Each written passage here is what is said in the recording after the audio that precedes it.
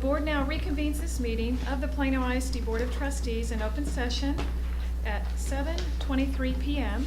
on June 6, 2017 at the Plano ISD Administration Building. My name is Missy Bender and I'm president of the Plano ISD Board of Trustees. On the board's behalf, I wish to extend a warm welcome to all who are present and to our web and video viewers. We will conduct our meeting focusing on the district's two major goals: ensure the continued improvement in student learning and ensure the efficient use of resources. Let me introduce my fellow trustees and staff. Seated to my left are Dr. Bingley, Superintendent of Schools, Sarah Bonzer, Interim Deputy Superintendent, Board Vice President Nancy Humphrey, and Trustee Tammy Richards. Seated to my right are Trustee David Stolley, Trustee Greg Meyer, Trustee Dr. Yoram Solomon, Trustee Angela Powell, and Executive Assistant to the Superintendent and Board of Trustees, Denise Gillespie. I would like to start by thanking members of the PASAR After School Care for serving as greeters and for distributing the agendas and comment cards. Please join us in applauding these staff members for their assistance this evening.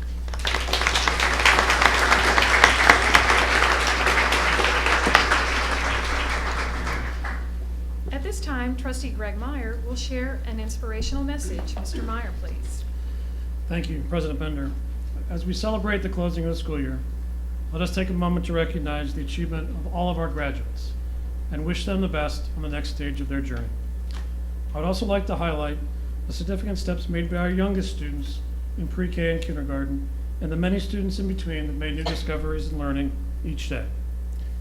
May we embrace the incredible dedication of our educators and acknowledge their talent in guiding students to a future made brighter by Plano ISD. As trustees, we close out this year with our best thoughts to the community and all of our staff members. And finally, on the 73rd day of D-Day, anniversary of D-Day, I encourage all to remember the men and women of our armed forces, those who serve to protect our freedoms every day. Thank you. Will you please join me in the Pledge of Allegiance? I pledge allegiance to the flag of the United States of America and to the republic for which it stands, one nation, under God, indivisible, with liberty and justice for all.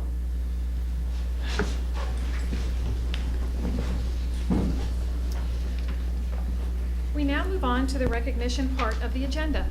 Carla Oliver, Assistant Superintendent for Government, Community, and Planning Initiatives, is made aware of student guests prior to this meeting.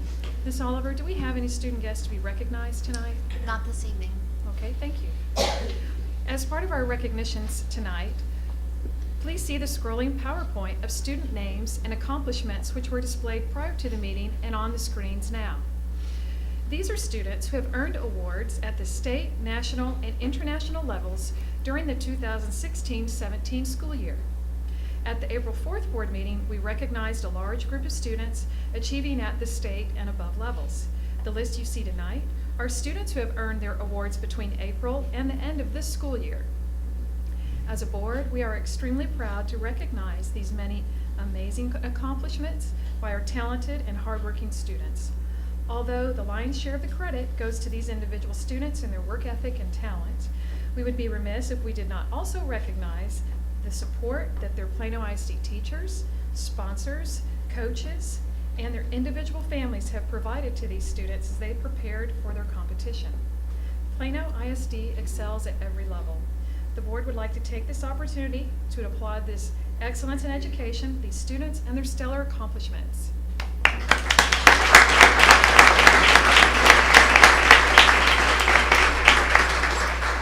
We also have a special recognition by the Plano ISD Council of PTAs.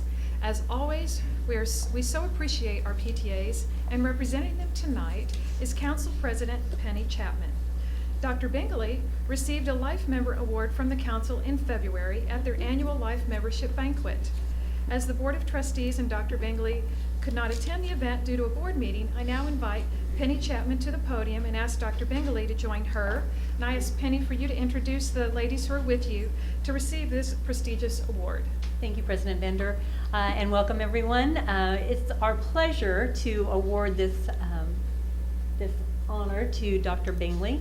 and we're going to have our award ceremony we would have had that night, so we'll recreate it. Amy Phillips is going to read for us tonight. She's our VP of Membership for the Council of PTAs, and Becky Byerly is going to help me with the presentation. She is the chair of the Life Membership Committee. Dr. Brian T. Bingley is an accomplished leader and educator and projects an enthusiasm and a visionary mindset for education. He believes that every child can learn is with a heartfelt demeanor, and he is passionate about establishing relationships that are centered on learning and support. Dr. Bingley is a definite champion for teachers. He puts forth great effort more into his daily work to make certain that employees are happy and have what they need to do a good job and be successful at what they do. With a well-known work ethic, he believes employees' values and beliefs are key. Now in his 34th year in public education, Dr. Bingley has served in school administration for 26 years. Prior to coming to Plano ISD, Dr. Bingley was superintendent of the Bernard Public Schools in the state of Florida, where he promoted himself as an action-oriented strategic manager of a school system with 73,000 students and 9,000 employees. Under his leadership, students attained new levels of success. Achievement gaps began to close and graduation rates improved. Dr. Bingley's unwavering exceptions for educational excellence has allowed him to deliver exceptional results in a large district. He understands the school district, the scale of Plano ISD. Dr. Bingley holds a doctorate in educational leadership and policy studies from Virginia Tech. He earned his master's degree from Virginia State and his undergraduate degree from Miami University in Oxford, Ohio. Dr. Bingley has served as an adjunct professor in Virginia Tech Educational Leadership and Policy Studies Doctrine Program and in the University of Virginia's Administrative Licensure Program. Among many other earned accolades over the year, Dr. Bingley was recognized by the Consortium of Florida Education Foundation with the Florida Star Superintendent's Award. When relaxing at home, Dr. Bingley enjoys his family, his dogs, and rock and roll music. He is married to his loving wife, Sherry, and they have a college-age daughter, Haley. It is our pleasure and honor to bestow the PTA Life Member Award to Dr. Brian T. Bingley.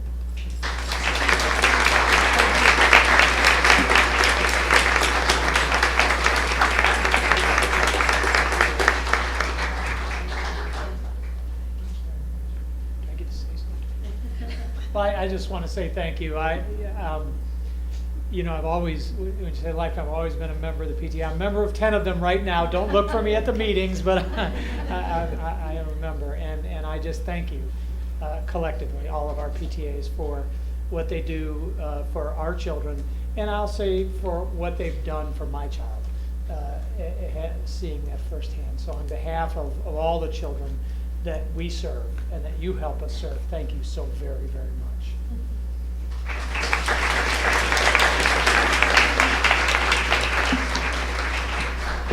At this time, I would like to invite Dr. Jim Wuso, Assistant Superintendent for Academic Services, to introduce the recognition of the UTD Summer Scholars. Dr. Wuso. Thank you, President Bender. It gives me great pleasure to invite Karen Shepard, Secondary Science Coordinator, to the podium to introduce our 12th annual class of UTD Summer Scholars.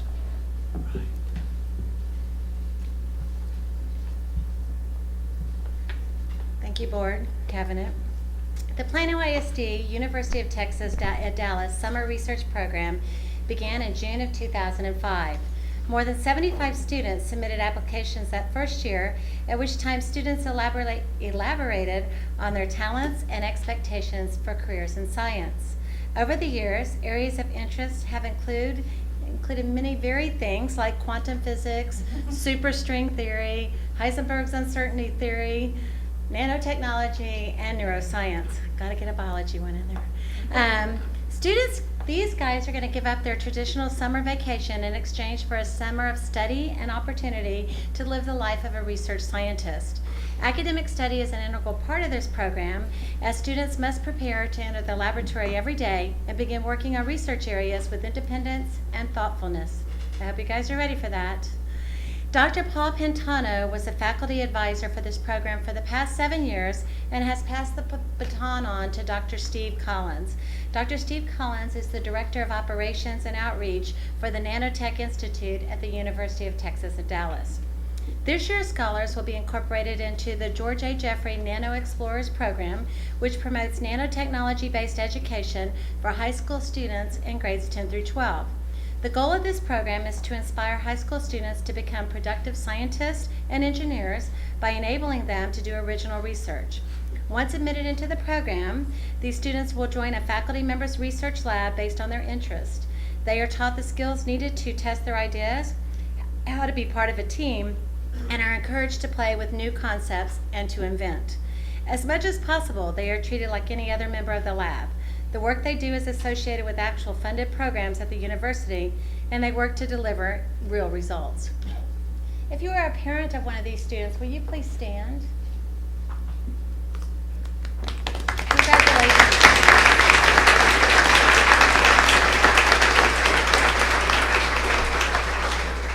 Two of our scholars are not able to be here tonight, but I wanted to recognize them. Dante Herrera from Plano West Senior High and Caleb Yu from Clark High School are not able to meet you tonight, but hopefully we'll be able to meet you in the fall. And now I'm going to ask all of them to stand up here, and they're going to introduce themselves to you, tell you what school they're from and why they're excited about this program. They don't have their labs yet. They get their labs assigned on Monday, but they want to tell you a little bit about why they're excited about this program. So gentlemen and ladies. Good evening, everybody. My name is Dachi Lin. I'm from Plano West High School. And as a rising senior, I'm so glad that and so grateful that I have the opportunity to finally conduct research for the first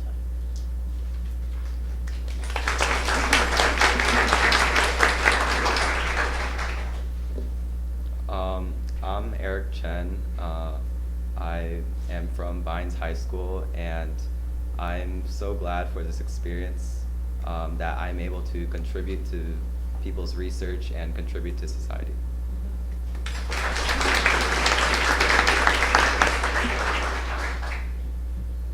Good evening, I'm Deshaun Ambesingha. I'm from Plano West Senior High, and I'm excited to share this opportunity with a group of equally passionate and high-achieving students.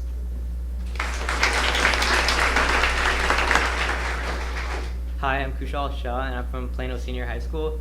And especially going to my last year of high school, this is a great opportunity for me to get real-life engineering experience, and it prepares me for that decision I have to make in this coming months of what college I want to go to.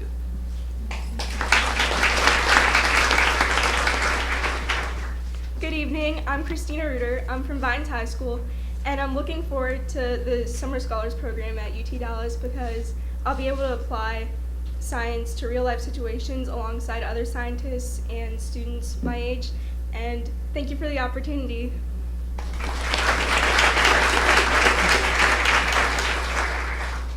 Hi, I'm Blake Bathman, and I'm from Williams High School, and I'm really excited for this opportunity because normally I can be found doing theater activities. However, this program gives me the chance to utilize both sides of my brain, the right for my love of acting and the left for my newfound love of scientific discovery.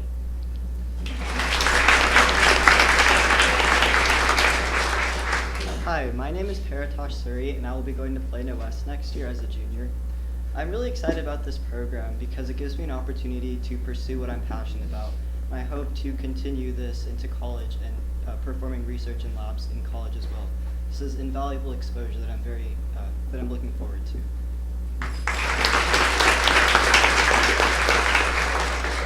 Hi, I'm Fatima Gunwer.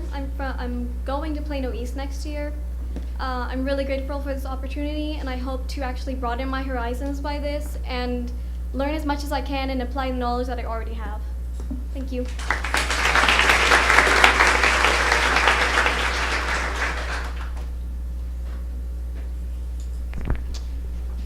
Well, I just want to say congratulations, good luck, and it's Monday they get their lab, huh? Well, just go out there and do tremendous work. We're very proud of you. And we also extend our appreciation to UTD for their support of this program, and I wish you all to have a very exciting Summer full of discovery. Any other comments, board? Okay. Well, I personally know Blake Bathman. Congratulations. I've known him since he was in elementary school. And way to go, parents over there. For our next recognition, the Excellence in Financial Reporting Award, I call upon Steve Fortenberry to make this announcement and introductions.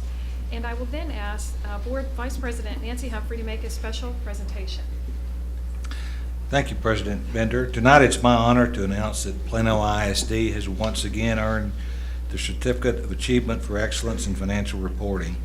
This award is presented annually by the Government Finance Officers Association of the United States and Canada, and is the highest recognition for financial reporting that a school district can receive.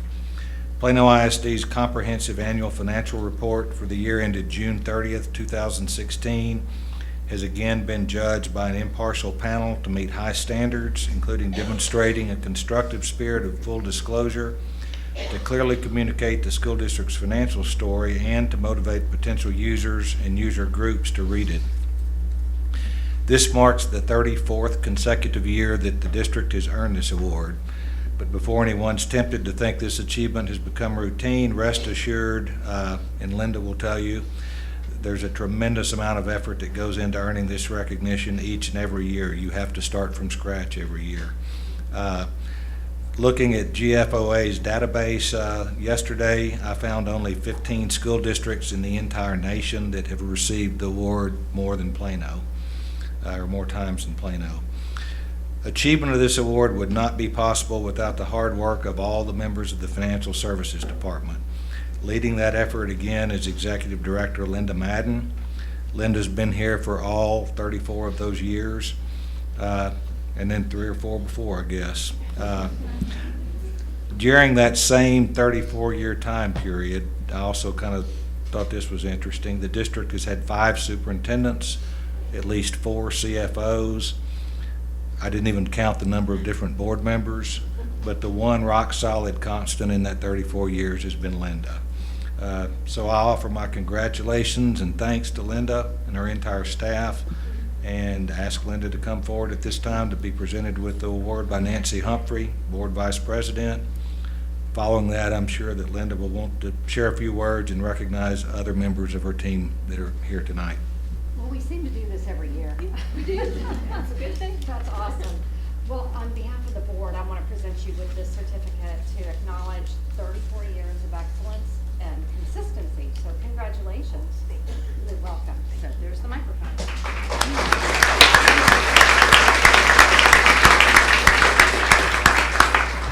Yes, board members and cabinet, we really do appreciate the time on the agenda tonight to recognize the department for this award. And I would like to introduce, we have a row of ladies here this evening. If y'all would stand and be recognized. They represent each area of the finance department. This is -1, the leadership team from the finance department. We have Lauren Allen that's representing accounts payable this evening, our office manager Linda Davis. Veronica Cousins is our compliance travel expert. Kathy Nichols is our payroll coordinator. Christy Tate is the director of accounting and budget. Kathy Wasco is our director of grants and construction funds, and Karen Stanley is the manager of the accounts receivable arm of the PASAR program. I want to just mention Christy and Kathy specifically because they put in a lot of hours to the data preparation and compilation of what all goes into make this report. But truly it is a team award, and it is one that Steve said that you kind of start fresh every year. But it's, I looked today, and the leadership team in the finance department has on average 21 years of experience with the district.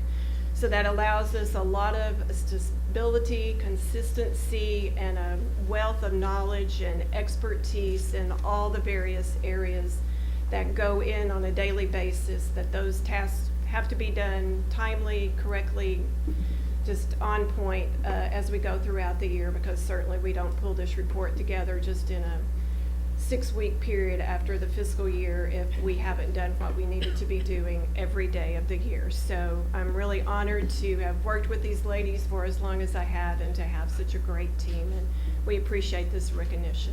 Thank you very much.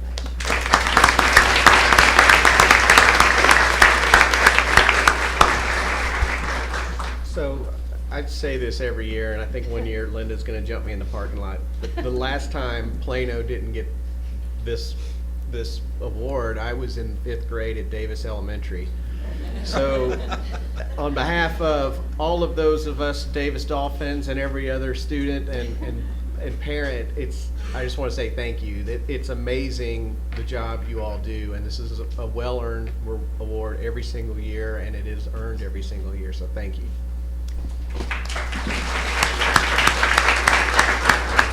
I agree with what David said, but I want to also say that I've served on the audit committee on the board for I think all the years that I've been on the board, and so to sit through the audit meeting with the external auditors and hear them sing the praises of our accounting department, it's amazing, because that doesn't always happen. And with my audit experience, I totally understand that that doesn't always happen. So thank you for the amazing work that y'all do and keeping us safe and sound financially. Thank you. Congratulations. We will now move to the regular public comment portion of our agenda.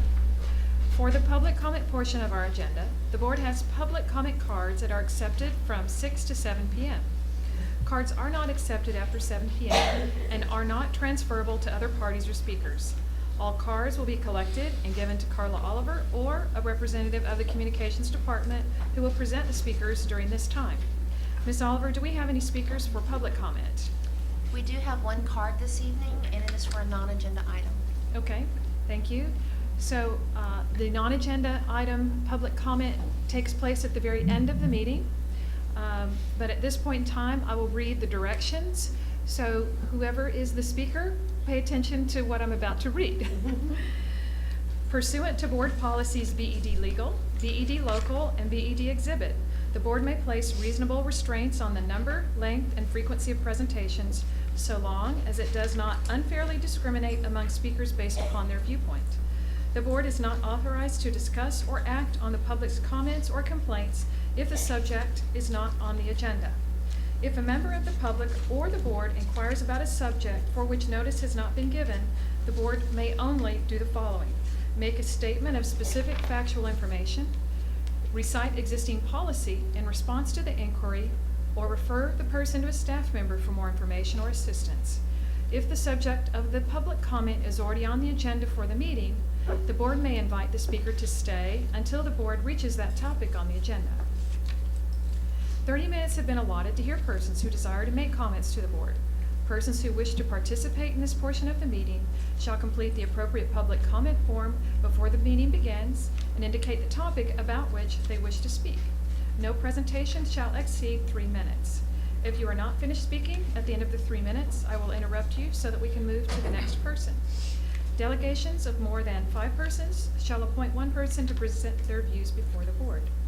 And finally, pursuant to Texas Government Code Sections 551.074 and 551.0821, the board will not permit the presentation of personally identifiable information regarding a student and will not discuss the appointment, employment, evaluation, reassignment, duties, discipline, or dismissal of a public officer or employee, or to hear a complaint or charge against an officer or employee pursuant to Texas Government Code Section 551.074.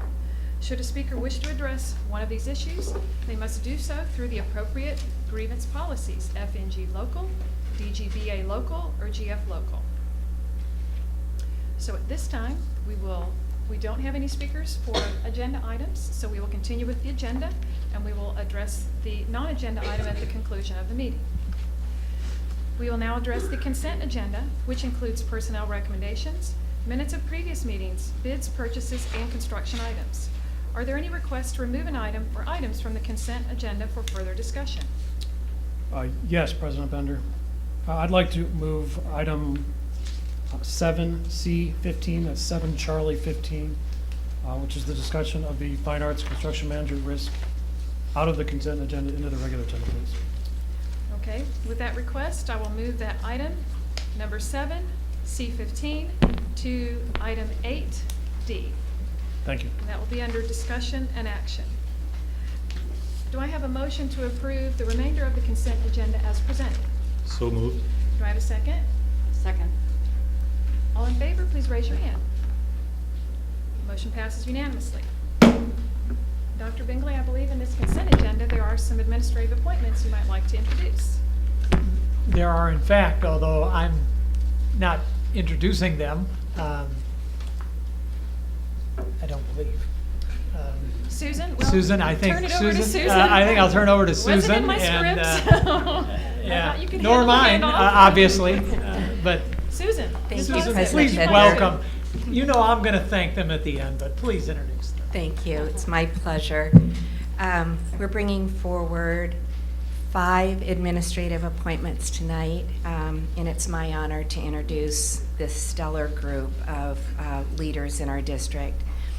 I'd like to start with introducing Dr. Saul Laredo, who we are recommending as the Executive Director of Elementary Campus Services.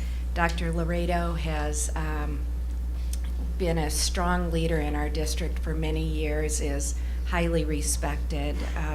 Saul brings with him experience leading Memorial Elementary School, Dooley Elementary School, and Carlisle Elementary School. And we could be no more thrilled than to welcome him to our team.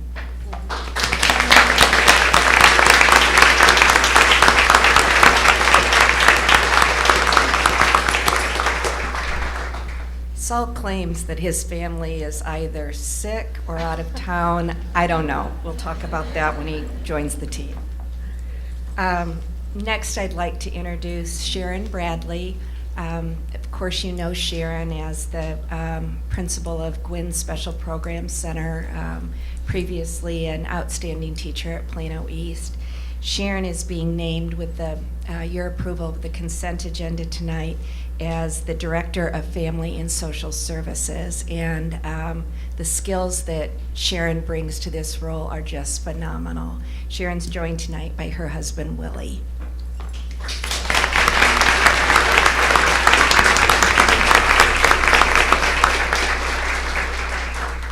Their daughters are playing soccer, and I said, that's so typical of children. This is a once-in-a-lifetime appointment.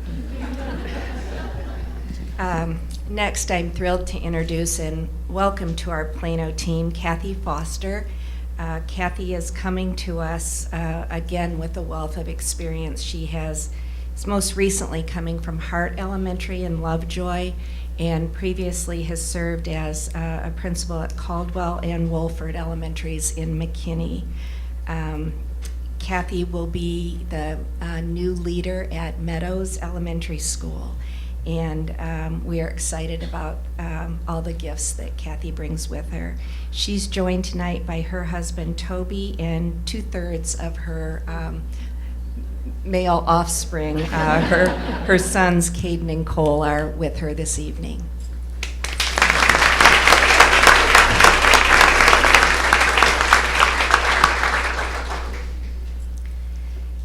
Being named principal at Mendenhall Elementary, and we all know what big shoes that darn Karen Noble has left. We are excited to name Jana Prince as the new principal at Mendenhall. Jana has, again, a wealth of experience. She taught for us at Gullidge and then went to Garland for about 6 years as an administrator, and then came back to us this current year at Mendenhall. And Jana is joined by her husband this evening, Jerome, and her mom, Wanda McCoy.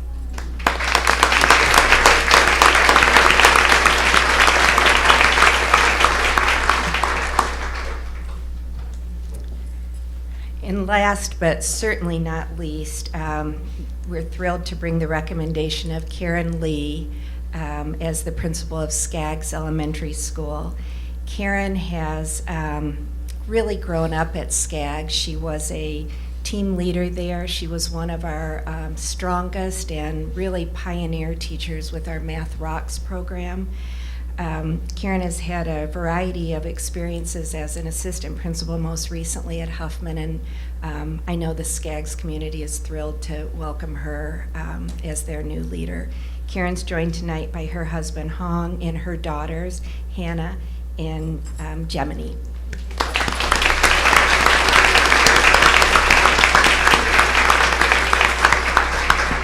Thank you. Well, now I do know what is in the script. I don't want to lose the opportunity, first of all, to say thank you to those who we named tonight. You step into big roles that are very meaningful for thousands of children, and we thank you for that service. But I also always want to take the opportunity to thank those family members that came with them this evening. First of all, thank you for sharing this special evening. But way beyond this evening, I never want to lose the opportunity to say thank you for the patience and the love that you are going to provide so that these outstanding folks can do the work that we do and that we love. And so on behalf of all the children that you will serve, thank you for being here this evening, and good luck in your new appointments.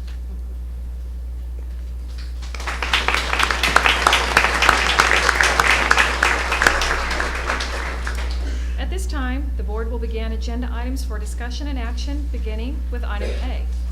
Item A pertains to the summer 2017 bond sales sizing, and the presenter is our CFO, Steve Fortenberry. Thank you once again, President Bender. Tonight, we want to talk to you about our summer bond sale.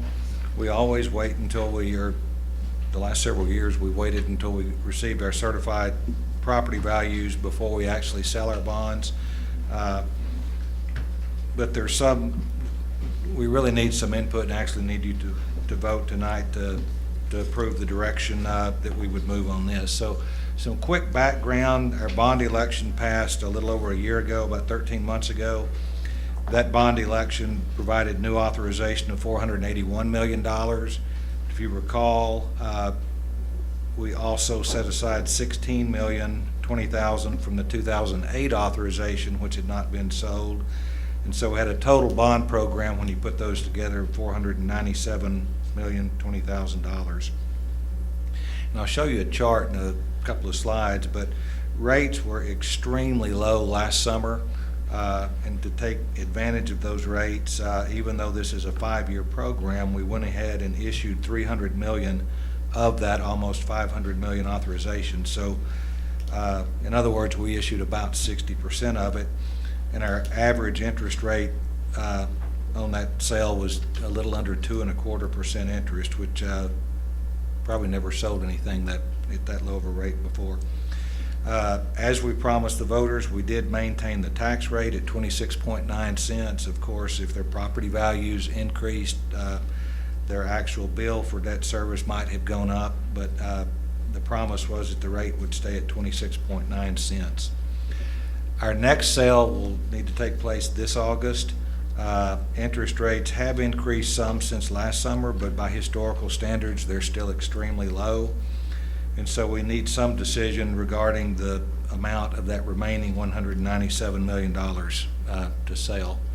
This gives you a look at what the 20-year bond index has done since 1981. So 1981's on your left. You can see rates. Some of us lived through that, Mr. Stolley.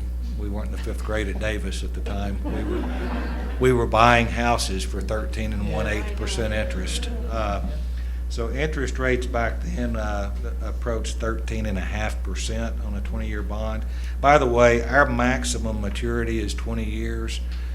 Our average life for this next sale is going to probably be more like 7 or 8 years. So our rate is less than this, but this is indicative of the bond market. So you can see that over the last 36 years, the rates, for the most part, have gradually moved down. That low point at almost the far right part of that schedule pretty much was last summer or last spring, maybe spring of 16. The 20-year bond on the date that we sold the bonds last August was 2.85%. You can see now we're actually on May the 4th, when this chart was generated, it's set at 3.82, so it's gone up about 1%. But just since May the 4th, it's fallen almost 0.25%, and as of I believe last Thursday, they put this out once a week, it was at 3.61, so still extremely low by historical standards. What we wanted to look at and asked our financial advisors, First Southwest, to model for us were really two models. One was maintaining this thought that over the 5 years of the bond program would pay off as much debt as we could, keeping the rate at 26.9 cents throughout that 5-year period. This would be year 2 of that. But then we also wanted to look at an option because we have had substantial growth in the tax rate. What if we reduce this sale and more closely match the timing of the projects, which we wanted to see what sort of a tax rate decrease that might afford us. So looking at some assumptions, and there's 1,000 iterations of those two models, but that was kind of the two that we had to model. The assumptions that both of those models had in common would continue to amortize our technology items over 5 years, our buses over 10 years, and our facilities over 20 years. You might recall that prior to last year, we had been amortizing the facilities over 25 years, and we were able to reduce that to 20. The technology portion in both these models would be spread over the remaining 4 years based on projected annual needs. Since that's 5-year debt, we didn't feel like it was a good idea to sell now what we're going to use 4 years from now and already basically have it all paid off before we ever spend it. The current interest rates that were used were based on the May 4th rates, and again, they've actually dropped since then. So they used the current interest rates on May the 4th and added 0.25% for this summer in case the rate moved up, but again, it's actually moved down. For the following summer of 18 sale, they used the current interest rates and added 1%. And then for 19 and 20, generally they added another %, but there's a big difference in these two models as far as how much the technology, the 5-year debt's much cheaper because you generally get a lower interest rate for shorter terms. And then for our property value growth assumptions, we assume 5% next year, 4% the year thereafter, 3% the 5th year, and then 2% after that. So those assumptions were the same in both models. What we did that was different in the two models, under the first model, we basically said let's sell all of the remaining facility debt, all of the bus debt, and then again just that portion of the technology debt. The thing that we did leave out, we're not sure that we're going to have the need to build a new elementary school. If so, we would need the land for that site. And then we also had $5 million in there for possible additions at elementaries to address capacity. Since those are uncertain that we would even have that need, we would not recommend selling that debt at this point. And we would maintain the current tax rate at 26.9 cents. Under Model 2, we would only sell the amount that we needed to finance the projects that have either already begun or those that are scheduled to begin prior to August of next year, when we could have another sale. I won't go into all that breakout for this presentation, but the detail of that was in your board packet. Next, we would, for the buses, we'd just sell the amount needed to finance the next annual purchase of buses and defer the last 2 years till the future sale. We could also, we picked some years, but we could in the future always adjust the future sales to more closely match the project schedules. So when they did that, they ended up for the first year with a drop of about 1.5 cents in the tax rate. But then the following year, as we were selling some debt that we hadn't sold this year, the rate was going to go back up. So they actually, rather than dropping the rate 1.5 cents, for this year, they dropped it 1 cent. by accelerating the payoff of some of the debt and then left it level at 25.9 cents for the next 4 years. And honestly, when we asked them to do this, we'd hoped that the difference would be more significant on the tax rate. What you see with the financial summary, and again, mostly it's based on the assumption that rates, since they're so low right now, will rise over the next 3 or 4 years, which I think most economists are predicting. So this is kind of a side-by-side of the two models. With Model 1 would sell $120 million of debt this year. With Model 2, it would only be $27 million because we sold so much last summer. But then you can see in 2018, instead of selling $14 million under Model 1, would go up to $79 million with Model 2, and make up more of the difference also in 19 and 20. So at the end, we would have sold the same amount, but the timing of it would be different. I know we're always interested in looking at our debt levels. In February of 16, and the reason that's important, that's the date that the bond election was called to be placed on the May ballot. Our debt at that point stood at $852 million. We paid off a significant portion with our February 15th payment, and we did a restructuring, which I always like to remind everyone saved us $77.5 million, saved the taxpayers that much in future payments. So by the date of the election last May, the debt level was down to $743 million. Because we sold so much debt last summer to take advantage of interest rates, today that debt's at $923 million. Under Model 1, because we'd be selling more quicker and paying it off quicker, at the end of the bond program, 5 years from the date of the election in May of 2021, would be at $729 million of debt. But if you look at Model 2, would be at $784 million. So under Model 1, we'd actually have a debt level that's about $55 million less than with Model 2. I think the real telling numbers on this, and now I'm just looking at these final 4 sales and not including the sale from last summer. The interest cost with these final 4 sales under Model 1, again, with both of these would sell $197 million if you total the 4 sales. The interest amount under Model 1 over the entire life of the bonds would be a little under $50 million, but under Model 2 it would be almost $114 million.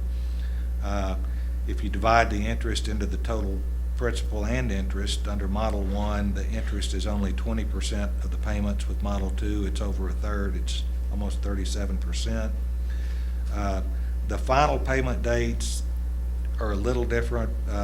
I wouldn't put a lot of weight on those. As we get to the 5th year sale, we could always pay a little more off in 2038, and not a lot of difference there. Of course, we're also going to, between now and 2038, I'm sure the district will have some more bond programs and sales. So this is just looking at this bond program and when it would ultimately be paid off.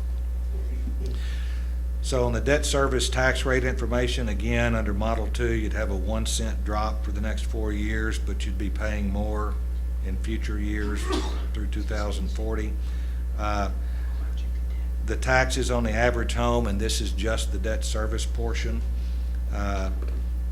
under Model 1, $855. Under Model 2, it's $824. So there's about a $31 or $32 a year difference to the average homeowner. Personally, I don't think that $32 is worth paying an extra $64 million in interest over the life of the bonds. When I looked at this, it really seemed to me it'd be a pretty easy decision. And so our recommendation is that you approve model or option 1, and we'll move forward with that this summer. So that's our recommendation. Be glad to try to field any questions. Board members, any questions for Steve about the staff recommendation for option 1? Steve, can you go back a slide? The bottom part, the 2016, 2017, that's what we already paid, right? So this is after we already paid interest and principal. Yes, that's the outstanding debt Okay, got it. at this point, including all the debt we've issued for the last 20 years that still has some payments left on it. Right, okay. Okay, all questions answered? I don't have questions to comment, if you don't Okay. mind. Just wanted to kind of clarify some of Mr. Fortenberry's points. As one of the newest board members up here, he and I met on Friday, and he walked me through this, much in the same way he has just done for our audience here. But I think that the telling numbers, if whoever's running the slides could move to the next one, if you don't mind. Just wanted to point out that the top number that's highlighted in yellow and then the bottom number that is not highlighted in yellow, those are real telling for me. And so I've sort of nicknamed Model 1 the long-term view and Model 2 the very, very short-term view. So I think if we go with Model 2, to Mr. Fortenberry's point, we save the average taxpayer $32. Or if we go with the long-term view, which is Model 1, we save all of the taxpayers. What is the delta there, Mr. Fortenberry? 64 About million 64 roughly? million, yes. So that, again, is an easy decision for me. So I just wanted to highlight those two deltas for everyone and make sure that they understood, the bottom line. So thank you. And one more thing, we're saving, if you chose Model 2, you're saving on the current payments, but overall, taxpayers are going to pay more because taxpayers are going to have to pay the $64 million. Right. So we're saving it over time, we're saving. Do I have a motion? Yes, I'll make the motion. I move to adopt the order authorizing the issuance of Plano. I'm sorry, not yet. That's the next item. Oh, I'm so sorry. That will be based on the action on this item, though. Okay. So let me ask it differently. Yeah. Do I have a motion to approve the staff recommendation for option 1? Okay, I move that we recommend, or we approve the recommendation of staff to approve option 1. And, well, I have a comment, but I'll do it after. Okay, we do I have make a the motion. second? Second. Okay. Third. Okay, Discussion? just the discussion. I would say that, Steve, in the lengthy calculation that you shared with us, that we reviewed, it's not in this packet, but I believe our assumptions for value growth are probably on the very conservative side. Would you agree with that, or is that, are we? Based on past history, yes. Okay. And we, Mr. Mednich with First Southwest will tell you we always try to be conservative on the tax-based number, and we try to be conservative on the interest rate, even though it's completely out of our control. Okay, I just wanted to point that Yeah, out. hopefully it's conservative numbers. Okay. Well, I think, following up on Greg's comment, as one who's been here for a couple of these,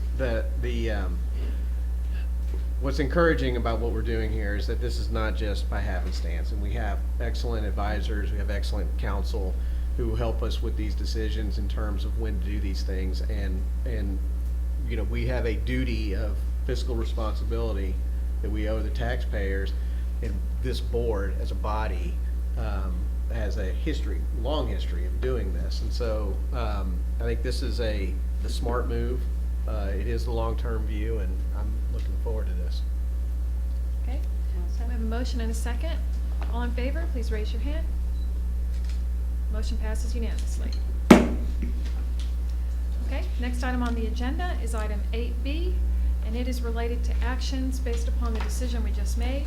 And this will consider all matters incident and related to the issuance and sale of Plano ISD Unlimited Tax School Building Bonds, Series 2017.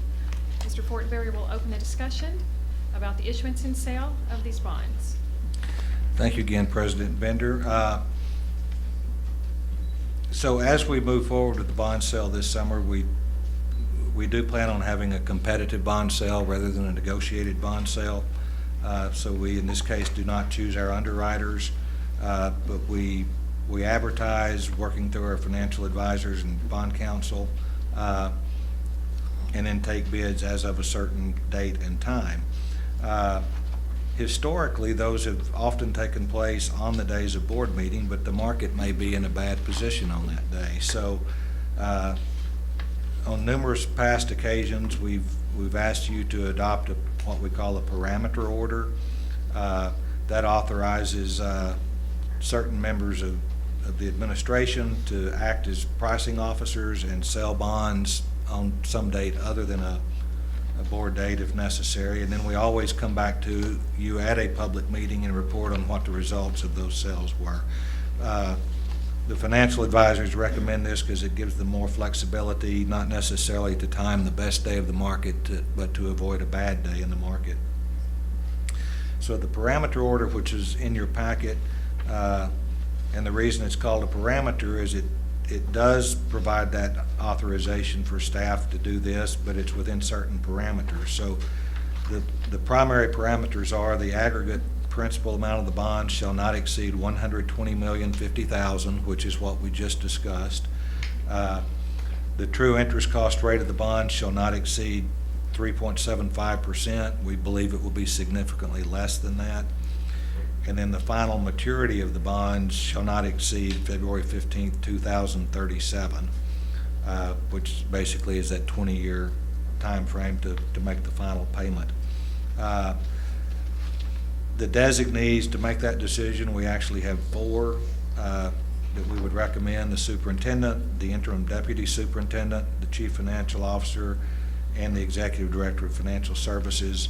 Any of those 4 could act as pricing officers, which gives us more flexibility if someone's not here.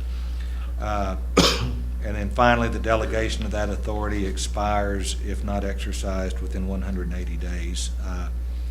So that's the recommendation. We have David Mednich with First Southwest Company, our financial advisors, in the audience. We also have Kristen Savant, who's our bond counsel with Norton Rose Fulbright. And so if there's any questions that have any level of difficulty at all, I will pass them on to them. But that's our recommendation, that you adopt the parameter order. And I think there's some specific language for that. You want me to try again? Well, let me see if there are any questions for Steve before we move forward. Hearing none, do I have a motion to approve the parameters order? Okay, I'll try this again. I move to adopt the order authorizing the issuance of Plano Independent School District Unlimited Tax School Building Bond, Series 2017, establishing parameters for the sale and issuance of such bonds, and delegating certain matters to authorized district officials. Do I have a Well second? done. Finally. Do I have a second? Okay. All in favor, please raise your hand.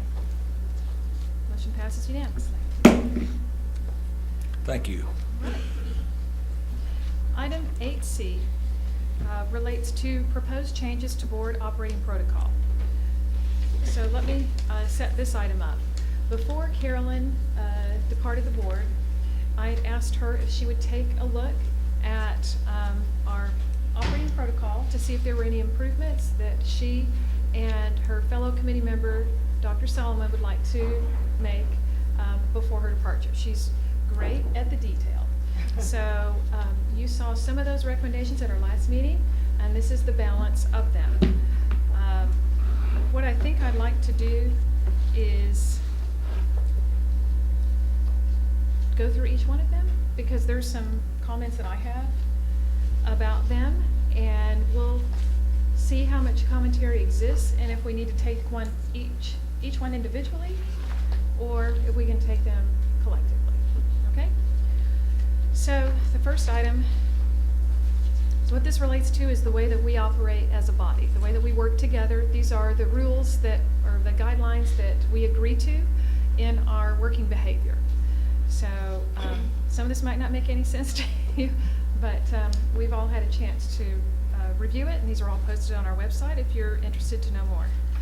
All right, so the first item is in our document, page 32 or 380 of this. The item that Carolyn removed, the members will not be allowed to speak a second time. Okay, so that's gone. And she added that the board secretary would notify the board president 3 minutes before an agreed time limitation for discussion on an agenda item.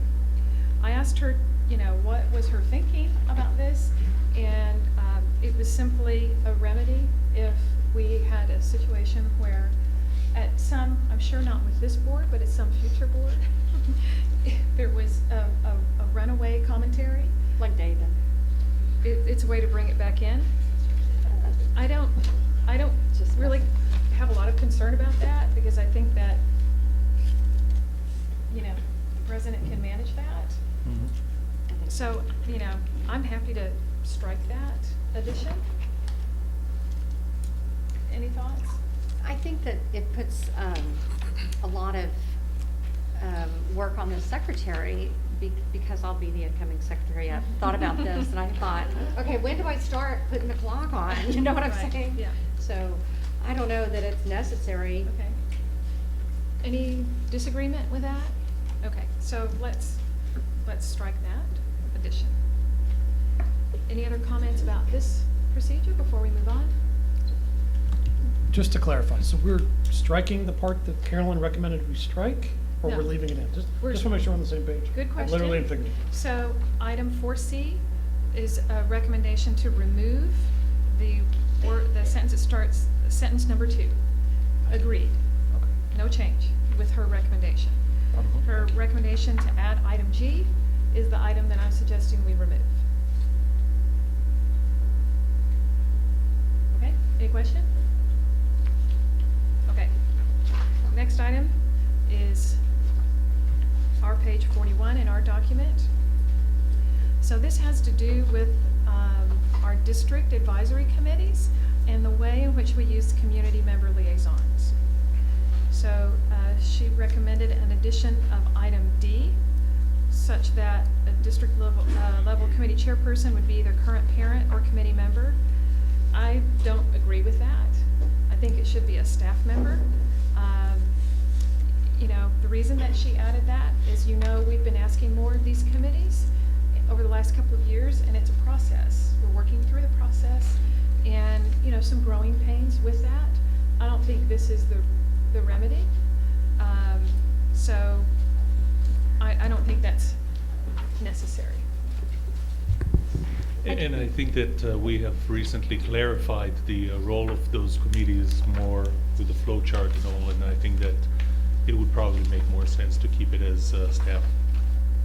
I do think it's important for us to be vigilant, because I do think, I've talked with members of these committees who have felt disenfranchised by the process. They've felt spoken to, not spoken with. Mhm. And so if we decide not to keep this, I think we're going to have to be very watchful that we have robust and interesting conversations coming from our community members. And I don't know what steps we plan to take to do that, but I think we need to be very thoughtful. Good point. I think that on our behalf, our responsibility is when we are appointing members, we should be clear with them about, what they're signing up for.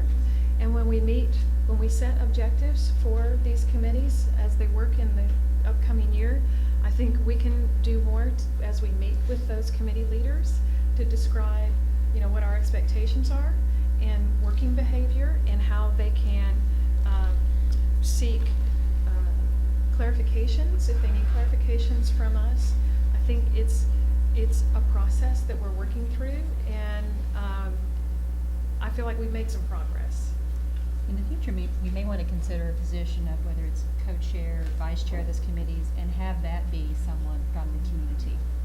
I think we do need to do some experimentation, so we're not signing people up just to be professional audiences. Right. Right. I was thinking something along the lines of of a liaison almost, with a community member who's on the committee would be a direct liaison with the board. Mm-hmm. So it's not necessarily each individual board member meeting with people that they've put on the committee. It could be an official role of a person on the committee who is not a staff, to be a direct liaison with the board, to at least be available for conversations and make sure that they're not being spoken to. Because I do feel that we need to have staff chairing the committee. They have a specific expertise, but we're putting people on these committees because we think they also have a particular expertise, and so we want to make sure that they are being valued.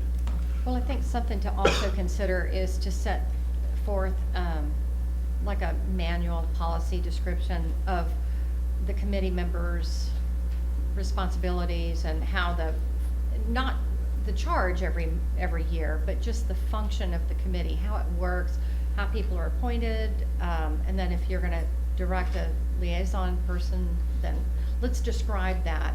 That would be for the same philosophy for all 5 of the advisory committees. Maybe we need to document that. Okay, so here's a suggestion based upon what I'm hearing from you. At this time, I'd like to get something adopted, but I'm hearing you say we need to work on this a little bit more.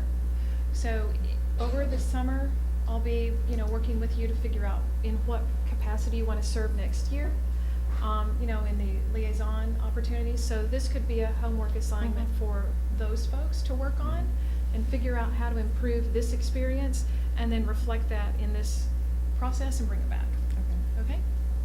So for now, if we could consider adoption absent, that item D, I think D1 is fine. If they need to modify the objective because of some discovery that they've made, they should be able to come back and we can help them out with that. And I think the assumption under item 1 is that they notify the board president notifies the rest of the board. Right. Probably. I missed that? That the item I, it says that if the chairperson or the committee wants to change the scope, Right. that they need to notify the board president, and the board president needs to notify the board, Oh. the rest of the board. Sure.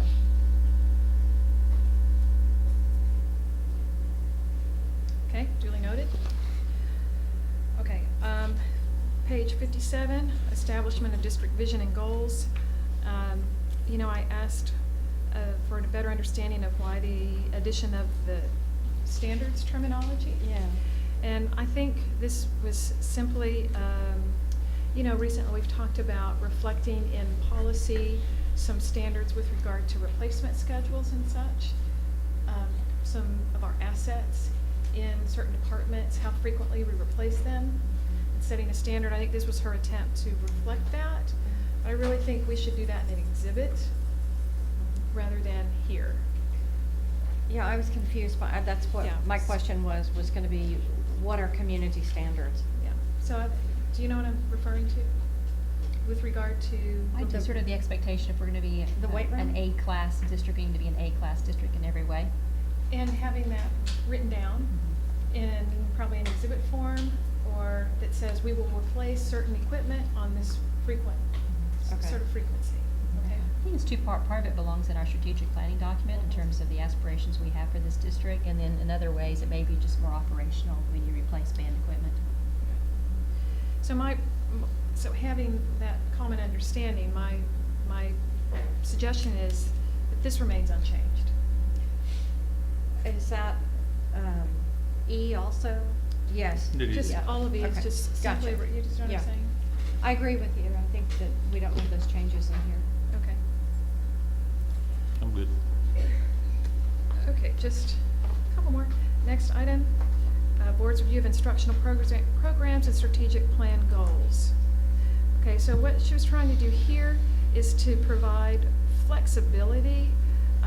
When we were doing the instructional reviews on a frequent basis, it was just written in a will fashion, so she wanted to make that more less required, so it's a may. Okay. And something that she and I worked on last summer was the calendar, and it kind of pulls these items into the calendar so it can be on a rotating basis. We have a retreat coming up, so I'll just mention here that's referred to, and you'll be getting an email from me asking you for your input about those agenda items. Okay, item 4, the board's review of programs other than instructional programs. Again, the flexibility incorporation with may and for consideration. I'm okay with that. All right, and that's the conclusion of that. So it sounds like we have basically consensus agreement with the modifications that I was walking through. Are there any others that you want to mention? Okay, so then I think we can vote on this in a block form. Do I have a motion to approve as modified? I move that we approve as modified in our discussion. Okay, do I have a second? Second. All in favor, please raise your hand. Motion passes unanimously. So the quick note, Denise, you captured the. Okay. All right, now we are at item 8D. Items pulled from the consent agenda are now revisited at this time. So I'm bringing forward item 7C15, construction manager at risk. Greg Meyer, you pulled that? Yes, thank you. Just, Should we make a motion first so we can have a discussion? I would be happy to entertain a motion to approve as presented, the staff recommendation.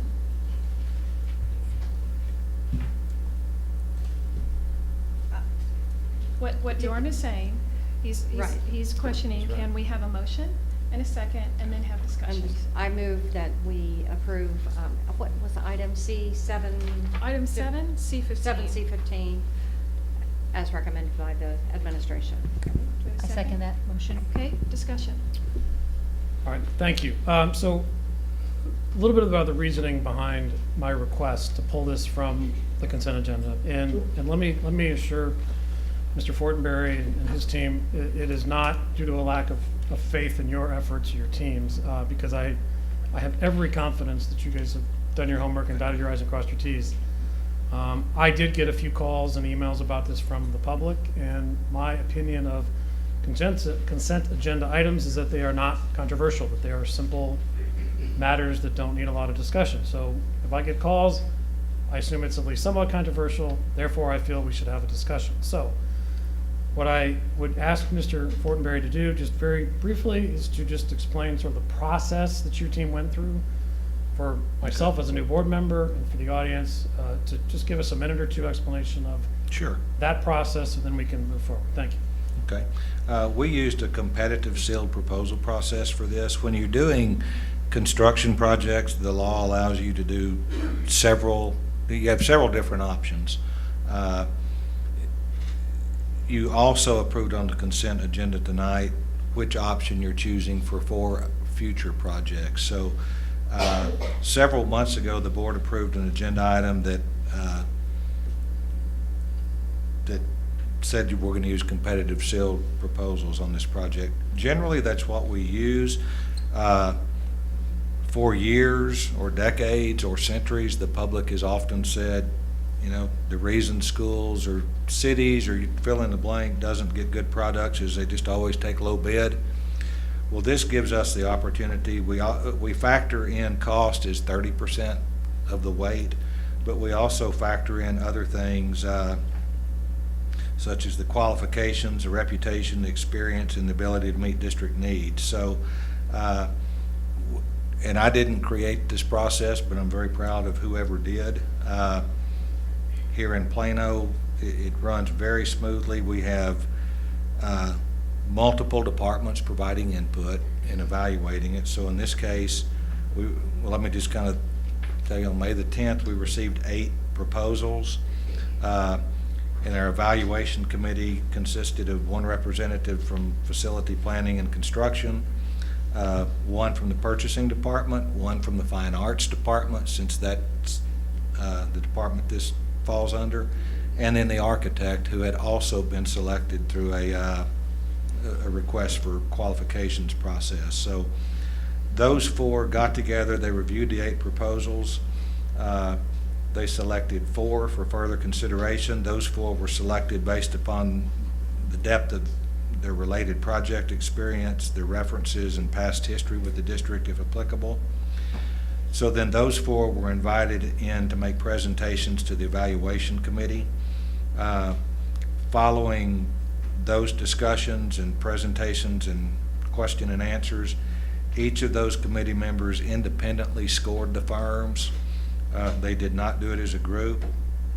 They submit their score sheets to Ray Weaver in the purchasing department, and then Ray compiles them. The one item that they don't get a say in is how many points they get on that 30% that goes for the weight. Ray has a formula that comes up with that, and so each one, that's the same numbers on that. But on the more subjective criteria, each one of those goes through their own review and gives it their own score.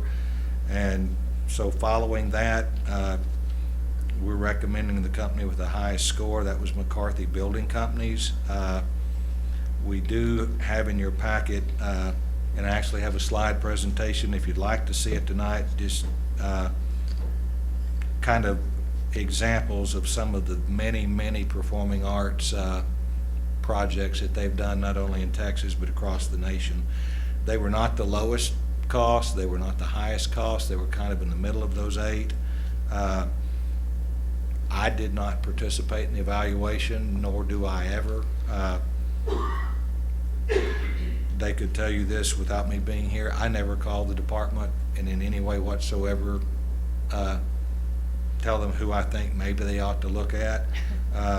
This board, in the 5 years I've been back in Plano, to your credit, no one has ever called me and interfered.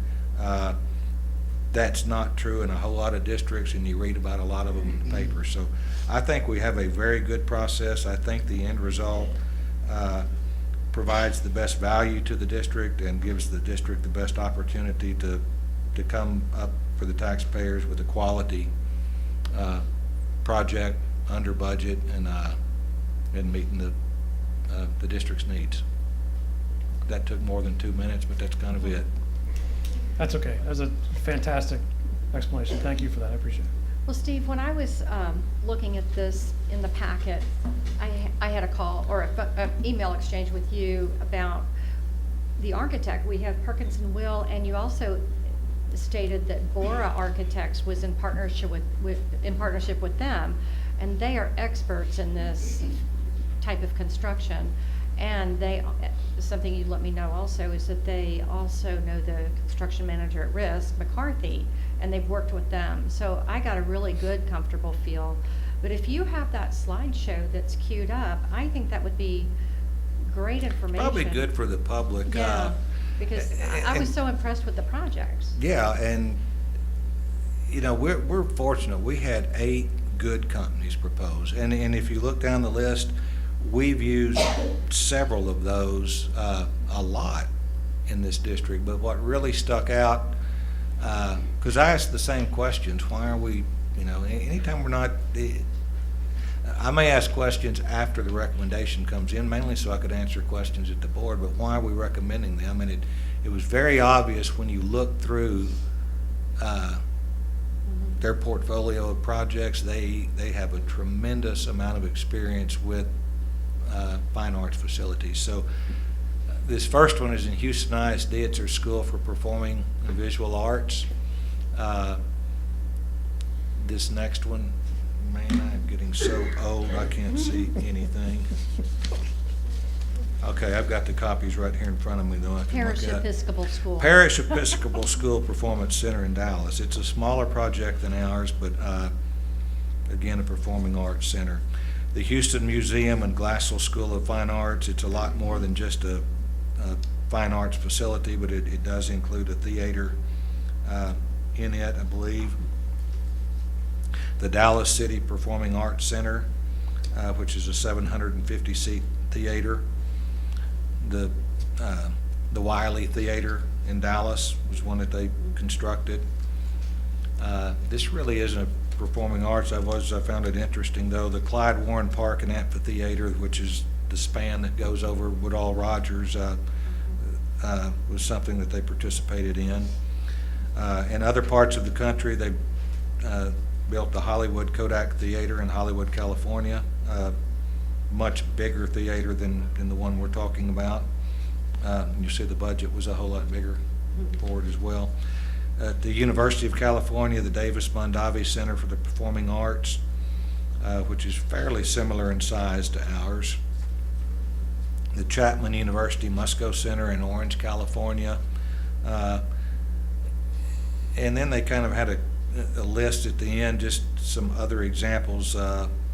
Some of these were local, not all of them were art complexes, but a lot of different university and K-12 facilities. I think on the last page there were a couple, one in California, one in Arizona, that were at school districts, the Arcadia Unified School District Performing Arts Center in California, and then the Maricopa High School Performing Arts Center in Arizona. So This company will be quality, and again, just their depth of experience, I think, is certainly what made them the committee's final recommendation. Thank you for sharing that. And Steve, just a point of clarity, I think as this board has done for a number of years, before we approve the actual contract, you'll come back and present what it is that's going to be built, correct? Yes, what happens from here, this is just the construction manager piece of it. So you've already hired the architect. This is a construction manager. And something I did leave out, one of the reasons we're doing this we're bringing the CM on earlier than we normally do. And it's really so there's another set of eyes and ideas as they work with the architect in finalizing all the plans. So going forth from this point, and this only represents about maybe about 4 to 5% of the total project cost. So most likely in November at a work session, we will bring you the architects on several of the upcoming projects and let them show you their designs and plans. No action to be taken, it's information only, but it gives you some idea of what they're going to build. Shortly following that, they will actually take the bids from all the subcontractors, and we will bring to you for your approval before we go any further a guaranteed maximum price, and that's when that will be the next item you vote on, and it will be at least 6 months from now. So this just brings on the construction manager company, but it doesn't establish the final price. I see Kathy at the back there is happy. Kathy. Yeah, I would. 3 of our evaluation committee members are here if you had any questions for them. I think they were all overall pleased. All questions answered? All right, we have a motion and a second. Now we'll take a vote. All in favor, please raise your hand. Motion passes unanimously. Thank you, Steve. Back up at bat is Steve Fortenberry again on the 2017-18 budget and proposed tax rate presentation. And I hadn't talked this much since I asked my wife to marry me 34 years ago. That took a lot of convincing. Okay, we've been discussing the budget, as you well know, since November. And so tonight's kind of the culmination of that process. I do always like to remind you that tonight, ultimately, you only vote on the budget, and we don't adopt the tax rate until September, but I mean, obviously the budget that you adopt does drive the tax rate, so the two are intertwined. Even though those are at 2 separate meetings, the law requires that we have a budget and tax rate hearing, and it's a combined hearing for the budget and the tax rate, which makes sense. So I'm going to kind of walk you through the proposed budgets, after which you'll have the tax rate hearing, and then following that we'll ask you to adopt the budgets. So I'll try to be fairly brief with this. The first of the 3 budgets that you have to adopt is that for the general fund. Our revenues for the general fund, in that middle column, you'll see the proposed budget for next year. We have total revenues of $634 million. The vast majority of that is local revenue, which by and large are our property taxes. Overall, the local revenue is up $41 million. We have some decreases in some other areas, primarily a one-time event this past year where we received insurance proceeds for a hailstorm that we won't receive next year. When you subtract those out, the net amount of revenues and other sources increases $30 million. But that's before we get hit with recapture, which I'll touch on in a minute.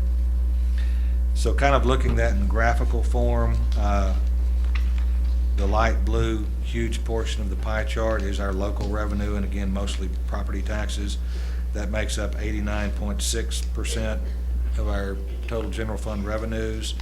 That's up from about 88.9% last year, so we're even more reliant on local revenues than we were last year. looking at where the money is spent, we look at it two ways. The first is by object of expenditure. So we have, the state lays out 6 objects, and the first of those is payroll cost. We have an increase there of $15.5 million. The two main drivers there are the almost $11 million in raises and the additions that you're making for the employees' health insurance premiums that the district is helping to pay for. Those combined, you approved those last meeting, it was about $11 million. Also, the staffing that we went over in the April meeting nets out at about $3 million.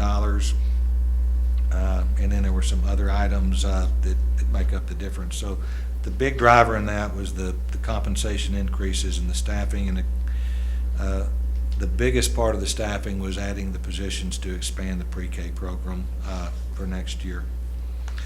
The other two large differences that you see on that chart, purchased and contracted services is down almost $20 million. That again was a one-year anomaly. This year was much higher than previous years as we repaired those roofs that were held on in the spring of 2016. So the $47.4 million in that category is much more similar to previous years.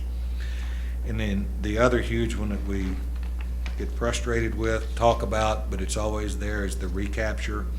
That's the money that we send to the state under the Robin Hood program. And next year we'll be sending $46 million more to the state than we did this year. So actually our total appropriations net grew by about $36 million, and recapture accounted for all of that and $10 million more. Last year we started, for I think the first time I've ever looked back, we show you two pie charts on this because I think it's very telling. So we show you one that includes recapture, then we show you what it would look like without recapture. So when you take the numbers on the preceding chart and you leave the recapture in, we spend 63.6% of our budget on payroll cost. And then the other big piece is the red piece in the top left. That's our recapture payment to the state. And just so you see the significance of the increase that our legislators have placed on us, last year the blue portion was 68.1%. In 1 year alone, it dropped from 68.1 to 63.6. Meanwhile, the recapture went from 17.7% of our budget to 23.5%. So I kind of shudder to think what that will look like 2 years from now, after 2 more years of nothing being done to revamp the school finance formula. If you don't consider recapture, it's a much more standard looking pie chart for school districts. Any district you go to, they'll tell you about 85% of their budget goes to payroll cost, and if you took recapture out of ours, it would be 84.7. So it's a much more standard looking chart. So what you're saying is the money we get to keep in Plano ISD, we spend almost 85% on personnel. That's exactly right. When you look, another way of looking at it is not the object of expenditure, but what function is it going towards. And so we have several, I hadn't counted them, several functions here. We've actually grouped some functions the way the state does. So our instruction and instructional related, that includes classroom teachers and aides, but it also includes our library media service folks and some of our staffing that deals with development for instructional staff. The increase there is about $12.2 million. Again, most of that's going to be for payroll costs, for pay raises and the staffing, and including the additional staffing for pre-K, our PACE program, and the special ed positions that we walk through. The non-student based support is one that has a big negative. It's a drop of 21.6, but again, that's the roofs. So you see a lot of the roofs. The two R's are really prominent: recapture and roofs. in this budget. So that's why we have the big decrease there. And then again, down at the bottom, you have a $46 million increase in recapture, which means we'll be paying over $150 million to the state next year. So again, putting that in graphical form with and without recapture, if you look at it with recapture, the public could certainly say, man, you're sure not spending very much on instruction. Only 51% of your budget's going to instruction, but that goes 23.5% of it's going to recapture, up the blue and at the top of the chart. If you do this excluding recapture and those transfers out, it's 68.4%, which is actually up 0.3 from last year when it was 68.1. So the money that we did get to retain locally, I think this chart demonstrates that we're actually spending more of that in instruction percentage-wise than we did last year. So the numerical summary of the budget for 18, we have revenues of $634.5 million, including recapture. Appropriations of $641.3 million, including recapture. So we have a net of our appropriations exceeding our revenues of $6.8 million. Our projection for our beginning fund balance as of July 1st, next month, would be about $202.8 million. So even if we did draw it down $6.8 million, it would still be at $196. I would remind you, we generally underspend the budget by 2% or more. 2% would be about $12.5 million. And so I believe by adopting the budget, we should actually break even at the very worst for next year. As far as other funds, our food service fund is a budget you have to adopt. We went through that at previous meetings. We're recommending a budget with revenues of $25 million, appropriations of $26.6. It does show a drawdown of fund balance. We generally underspend this budget by 3 or 4%, and we're also, with our fund balance, kind of bumping up the maximum that the U.S. Department of Agriculture allows us to keep. So we should get it back down to where we're not bumping that limit. The debt service fund budget is balanced with revenues and appropriations each of $131.9 million. It's based on the 26.9 cent tax rate that we discussed earlier. It also includes in that $131.9 million is $13.5 million for estimated payments on the new debt that you authorized us to move forward with tonight. Since this also deals with the proposed tax rate, I'd briefly indicate once again that the actual rate that we're recommending is the same rate that we adopted last year. I will show the impact because it will be an increase to the average homeowner, even though the rate's remaining the same. We are the second lowest in Collin County, second only to Farmersville in terms of our rate. This chart, this was one we just kind of generated this year, and it came to mind as we were going through the legislative session. It does show that the taxes on an average home that they're paying to the school district have been going up since 2014. What the chart attempts to demonstrate is and explain is what we asked the legislature to help us with, and that was taxparency, so that taxpayers would know why and would know where their money's going. So if you just look at 2017 and 2018, you'll actually see that the blue portion, which is the portion that we don't send to the state, that we retain locally, is actually dropping by $7. The INS portion of that's going up $54, but the M&O portion we retained for operations is dropping by $61. So the net, we're getting $7 less that we get to retain. But that the average taxpayer then is paying, I believe it was $289 more next year than they were this year. And I grin when I say it, but $296 of that $289 is going directly through us to the state. So it is a shame, but it is what it is. I think it's as much information as we could give the taxpayers to let them know their tax money that's going up is not staying with us, it's going to Austin. And in my opinion, it's not going to other districts because the state has decreased once again their contribution.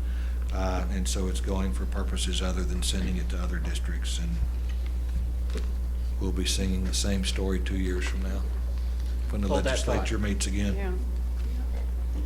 So that is the proposal for the tax rate presentation. Before you adopt it, you'll need to conduct the required public hearing. So, Steve, can I ask a question briefly? So if you go, you don't have to go all the way back, but looking back, we essentially have $20 million of found money with the roof money that we had to spend in 17 that we are not spending in 18.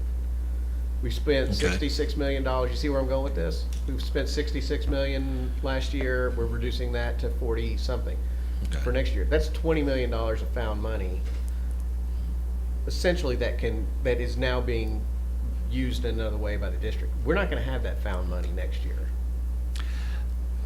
Correct. Actually, that money, if you want to call it found, was found before it gets confusing because it straddles year end.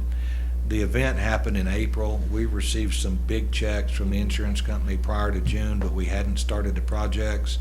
And so our fund balance got bumped up that year, but then we were spending it this year. So it gets kind of confusing, but Well- right, it's not money we have available again. Yeah, that's the concern, is that we have a little bit of a $20 million bubble this year in this budget that we won't have going forward. And if recapture continues to rise, that's $20 million hole we have to fill through other means. Right.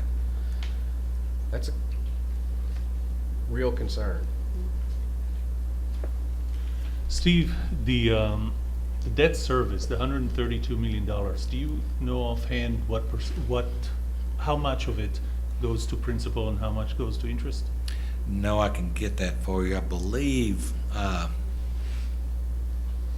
it's certainly not as much as it was when we talked about it a year and a half ago. I think it was about 40 million at that point. We had 40 million in interest and Yeah. 70 million in principal. I'm thinking the numbers are more like 32 to 35 for the interest.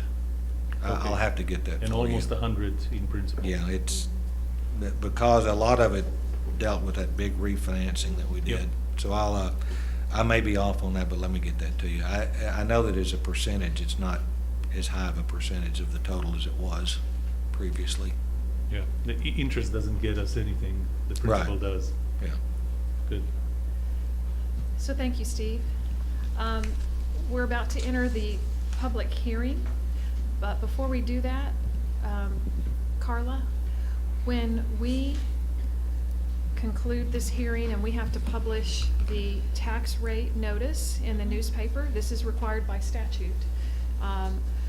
What I'd like to suggest or ask that we do is take out an ad next to that so that we can communicate outside of the statutory requirements the messaging that we want our public to understand with regard to the way in which their taxes are collected for the purpose of schools, but the way in which the state utilizes, how much of that goes to the state and how that gets used. So I think this is one of the opportunities that we've talked about leveraging in order to inform our community more about what is happening with their school property tax dollars. They think it's going one place and they're surprised when they find out where it's really going. So, board, are you agreeable with that? I agree. Yep. Okay.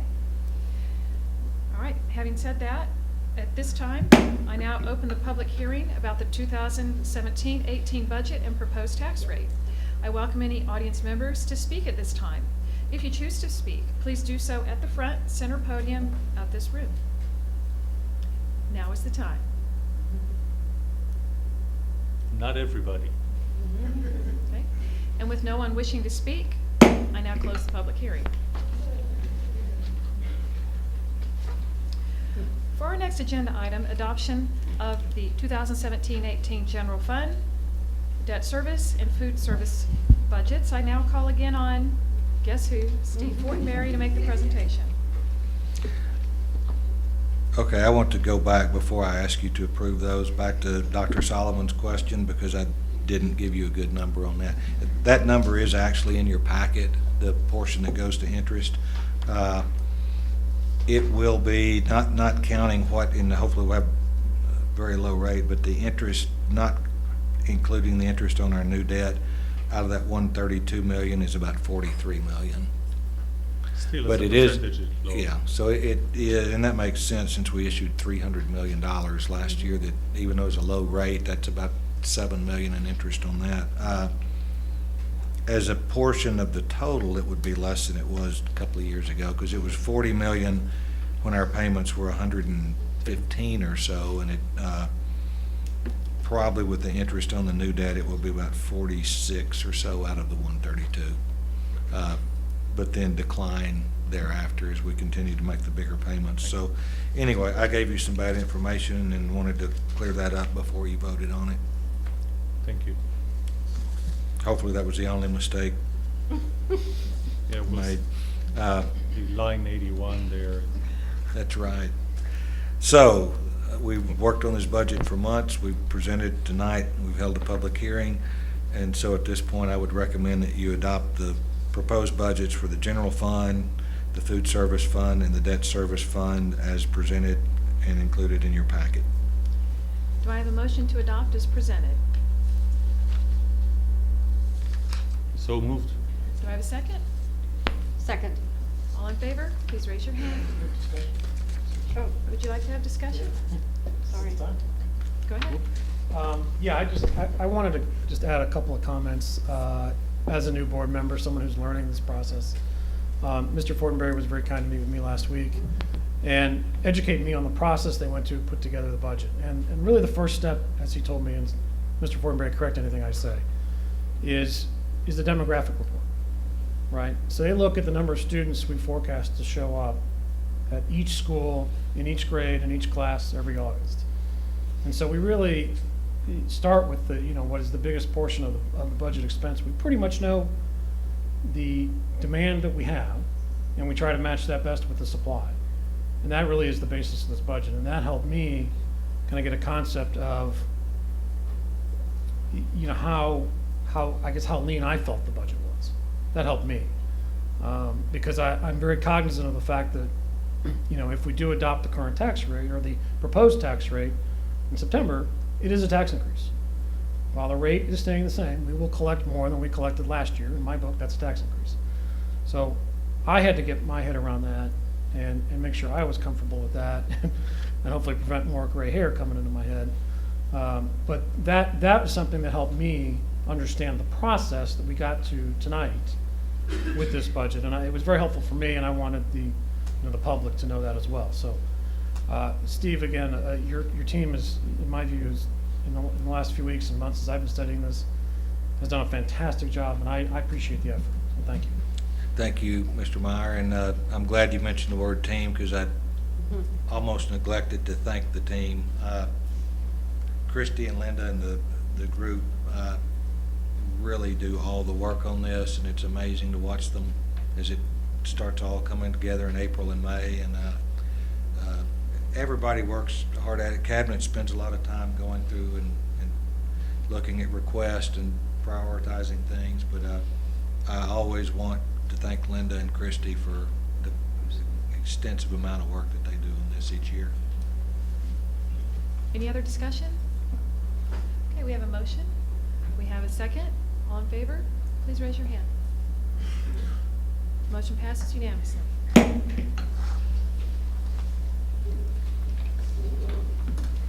We will now move to item 11A, and it consists of reports.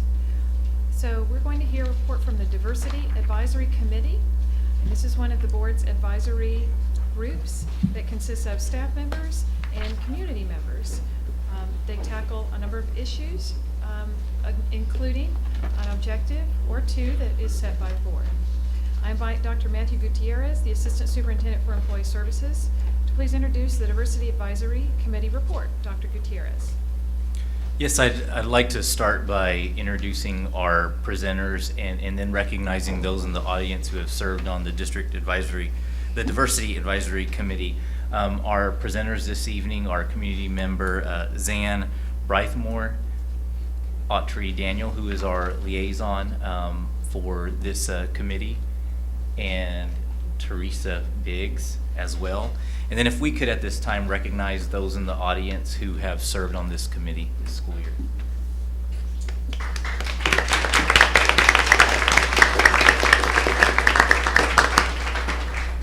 Thank you, and at this point I'll hand it over to Zan. Well, thank you very much. I'm Zan Brythmore, and it's been my privilege to serve as the chair of the Diversity Advisory Committee for this past year. We want to thank you for allowing the DAC committee the opportunity to present district efforts focused on ensuring equal, I'm going to take these off. I just realized I printed it big enough. Equal opportunities for all students. This year, we'd like to focus on committee work that supports and intersects with the multi-year district initiative known as Commitment to Equity. In the following recommendations, we build on some of the findings from last year, and we highlight both areas where the district has made tremendous strides towards the future, and also recommendations for the next steps in the ongoing improvement in equity and broadening the opportunities for our entire student body. In the movie Avatar, the introduction of a phrase, "I see you," took on a meaning of hope, love, and inclusiveness. We, as a board, want to applaud you because we believe you see the children. You get it, and you've done wonderful things for them going forward. Last year, we gave you a laundry list of recommendations. It was really like drinking from a fire hose. And you had the good, thoughtful insight to come back and ask us to develop a plan that would directly help and support the parents of the students who clearly could benefit from advanced education, but may be reluctant to do so because of parental support and understanding. From our first findings, many of the recommendations have been instituted.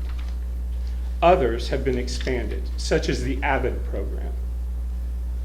And some still need to be actively considered and engaged upon to ensure the continuation of the excellent work of the district so far.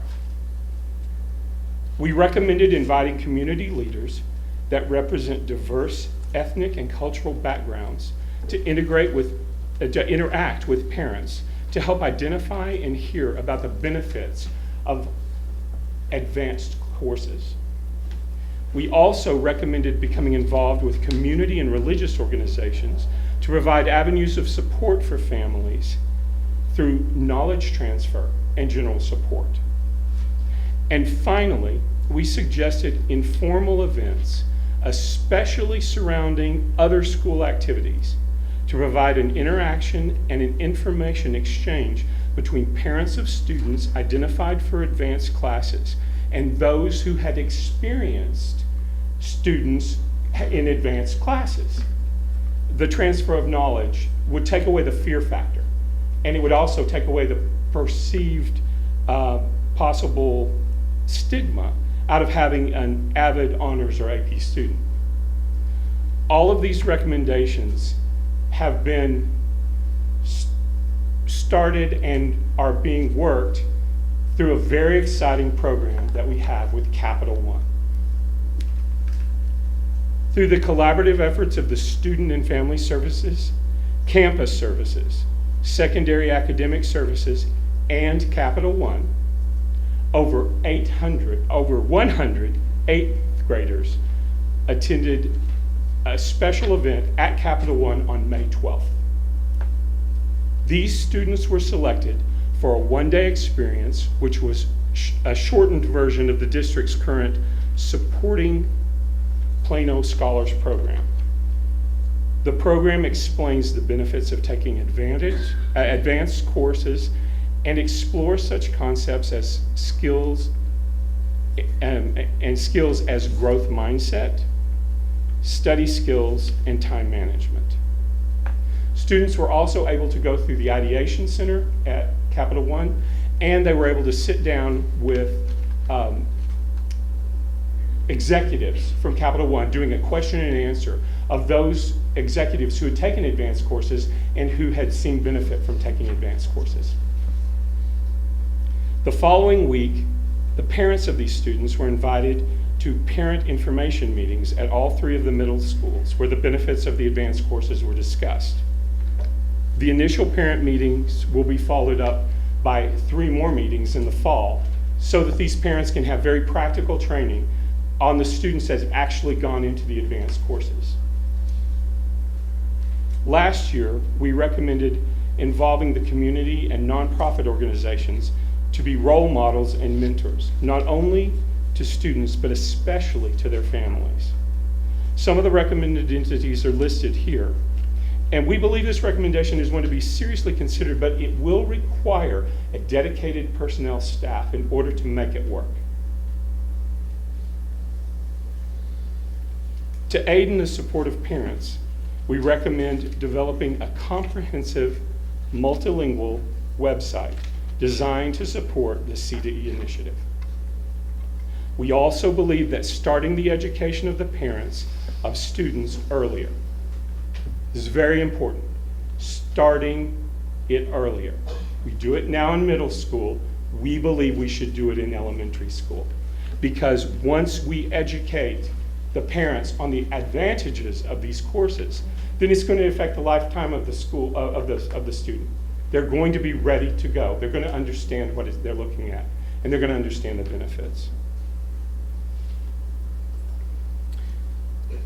It's also very important, third point in this, that we provide scholarships to low socioeconomic status and underrepresented families to help pay the additional cost of AP class materials and testing. As I stated earlier, follow-up meetings were held after the students' visit to Capital One. One of the things that the parents heard were some of the feedback from the children of the advanced programs and their desire to be involved in the programs. They heard this from their own children. Practical matters were discussed, general time management, what to expect as a parent of a student in an advanced program, and many of their questions were answered. We recommended surveying parents to gain their perspective and then having parents who were familiar with the program host incoming PIST parents to help their awareness. We believe that sharing information in parent-to-parent informal groups and building personal connections between this set of parents so that parents who've had students in advanced courses can share their experiences with students who have been recommended for advanced courses so they know what they're to expect.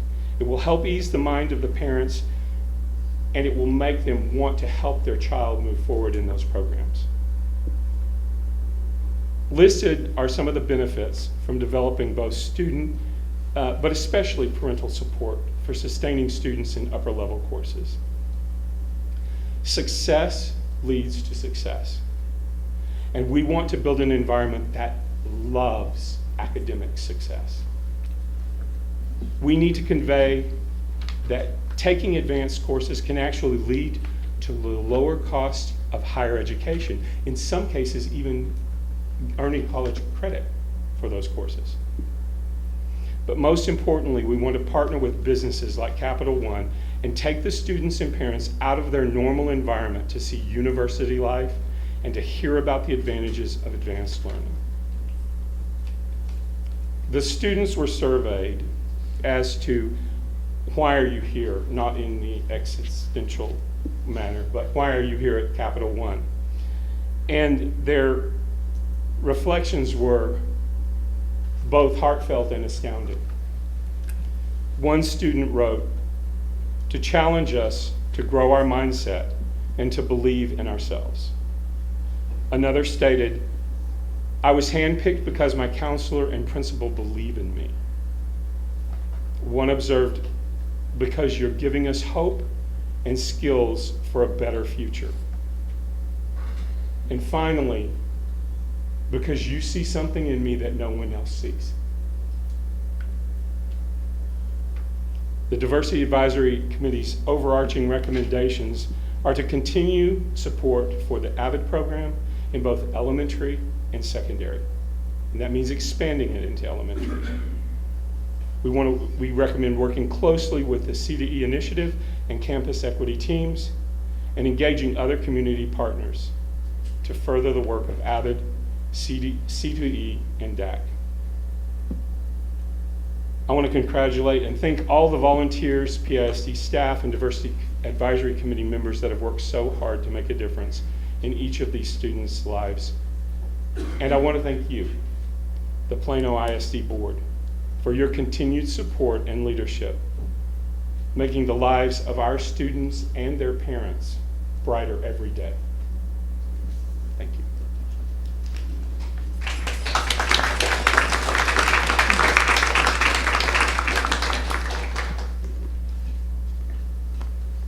Board members, comments, questions? I had one question, and I think you had a recommendation as far as the partnership with nonprofit organizations, that we might need to add a staff person or dedicate a staff person. Is that somebody that would already be existing staff member, or I'm not quite sure what we're asking for? In the past, there was a position that you had Yes. Long time ago. Right. went out and actually went to these organizations. Okay. And as a person who's involved in a lot of not-for-profit and doing a lot of fundraising, you really have to go to that place in order to engage them and show them the benefits of what you're doing. And again, success leads to success. So it really does take someone whose job it is to do that. Now this, in thinking about it, do they have to be a doctor of something? Or, I mean, you guys can craft that and look at it. It doesn't have to be a horribly, horribly expensive person, but it does need to be somebody whose function it is to do the outreach and go to those places where those families are congregating, especially in non-English as a first language areas. Okay, thank you for clarifying. So last year, about this time, you made a report, and it was the first year that the board had, basically given a special objective to each committee. So at the end of that presentation, with the objective of how do we use your committee to give us some recommendations to reach, to help us close the opportunity gap, one of the things that you recommended was engaging the parents, just like you said. So the fact that you made that recommendation gave us the ability to then go talk to Capital One about helping us to fill this need. And we worked together, our staff worked with their staff to design the very things that you described. And so now we fast forward and we've done some of those wonderful things, but there's more to do. And what I'm hearing is an opportunity to continue to work with the Education Foundation to help us with more funding for these opportunities that need funding. But also we've got to figure out, as an administration and a board, how are we going to get the in-kind talent, the mentor talent, to mentor with the parents and with the students and such.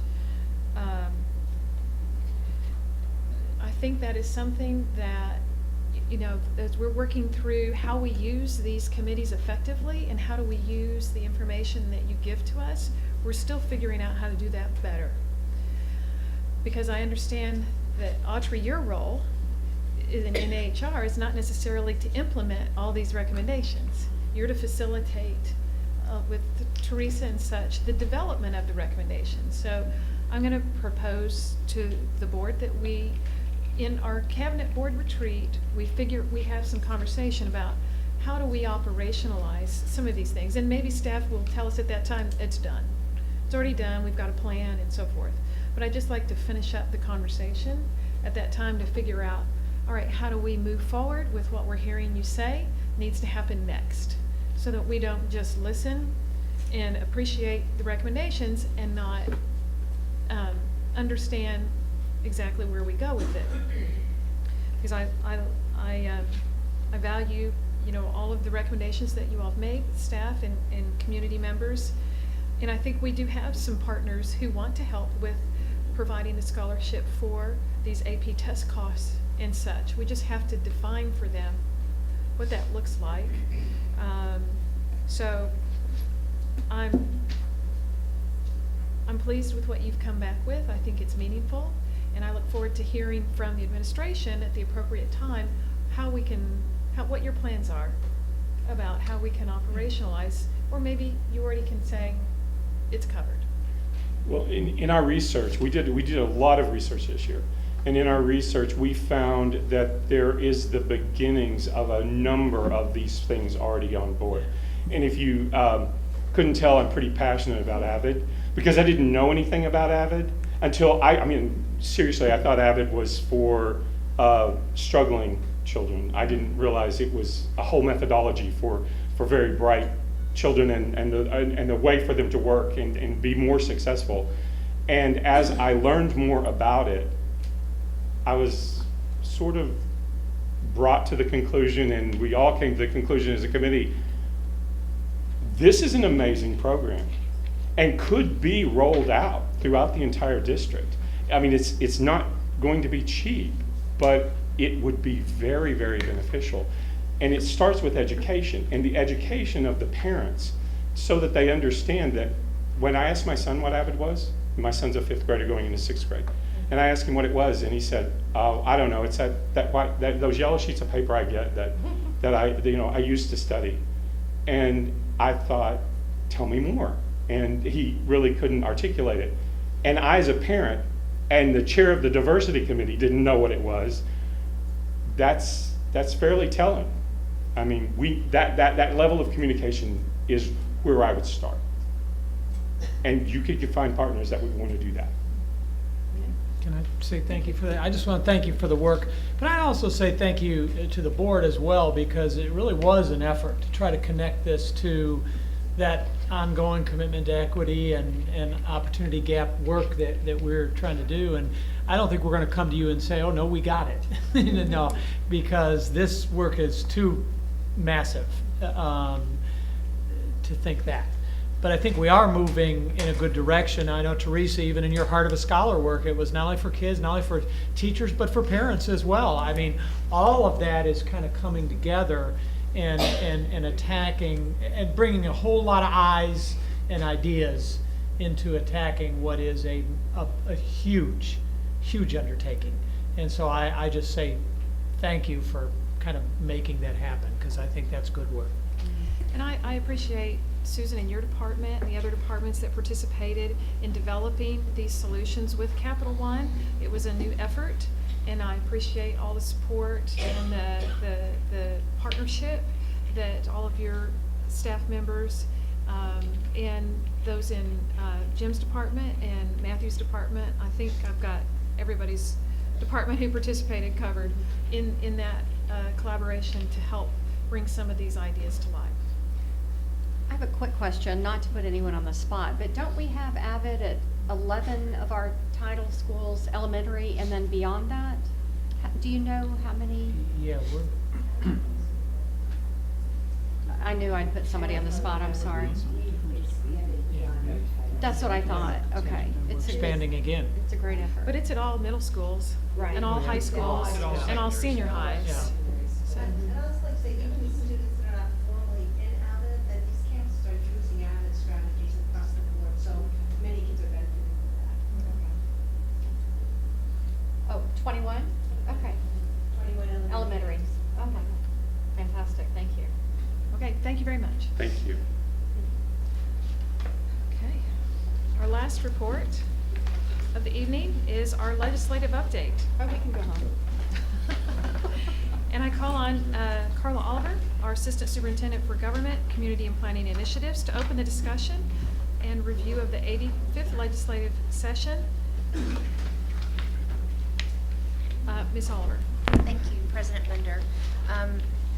So I first wanted to say, so thank you for allowing me to speak, but also to go into just the comments of thank you so much for your tireless efforts in regard to your role as president and as a trustee with our legislature, as well as your long-suffering board subcommittee along with David Stolley and with Nancy Humphrey.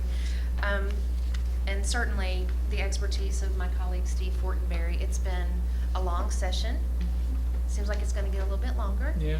And I just wanted to share that the board, I know, is very eager to share findings and comments that you've had over your study.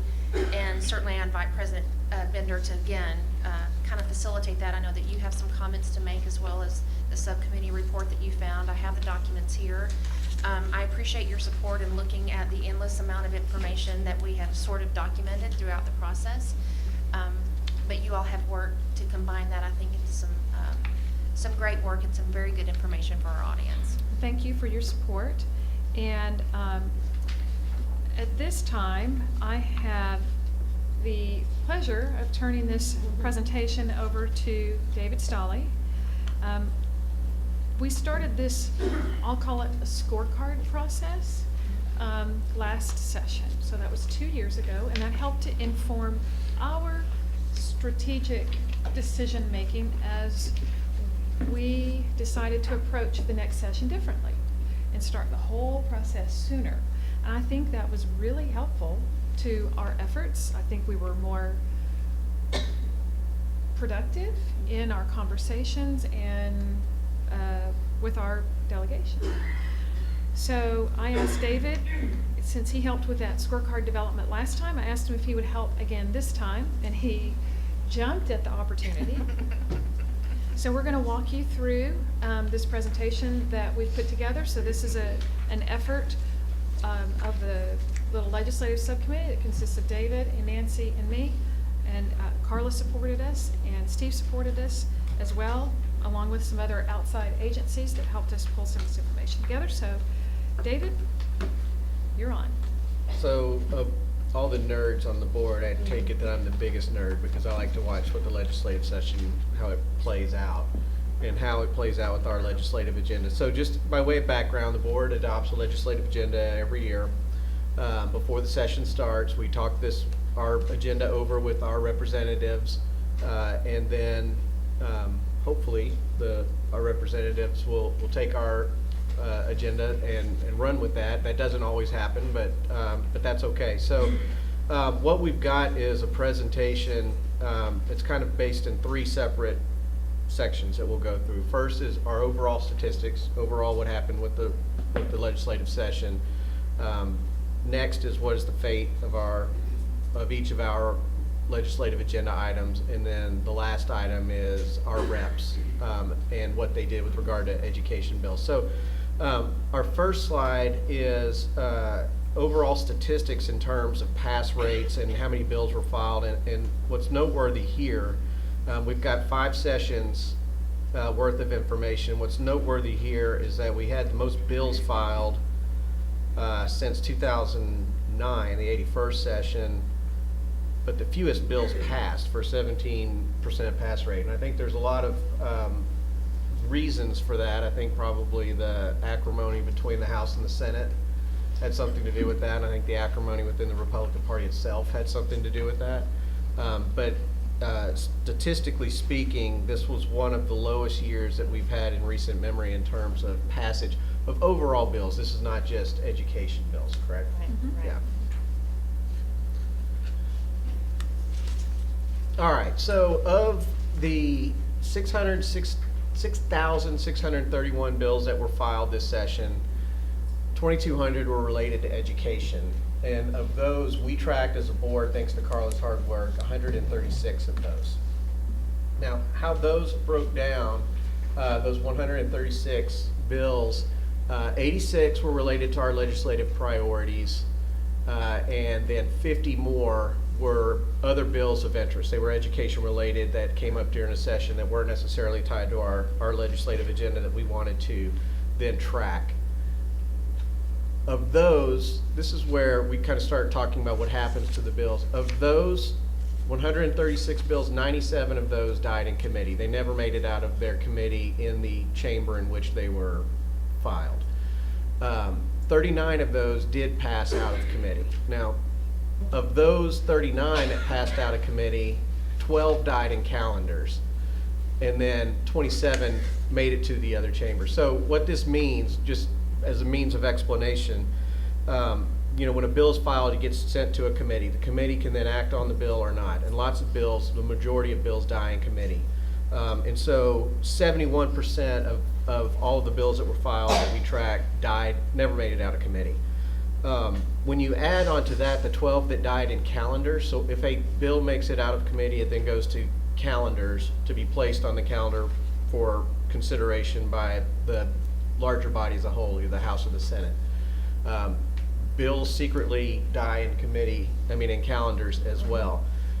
So when you add the 97 that died in committee and the 12 that died in calendars, 80% of the bills filed never made it even to the House floor or to the Senate floor. All right, so of the 27 that are still alive at this point, 16 died in,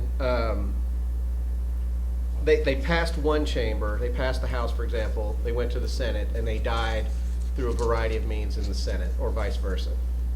And then 11 passed both chambers, and those have been sent to the governor for consideration for execution and passed into law. So all told, you know, if you go back to the very first stat we had, that 17% of all bills filed, only 17% were passed.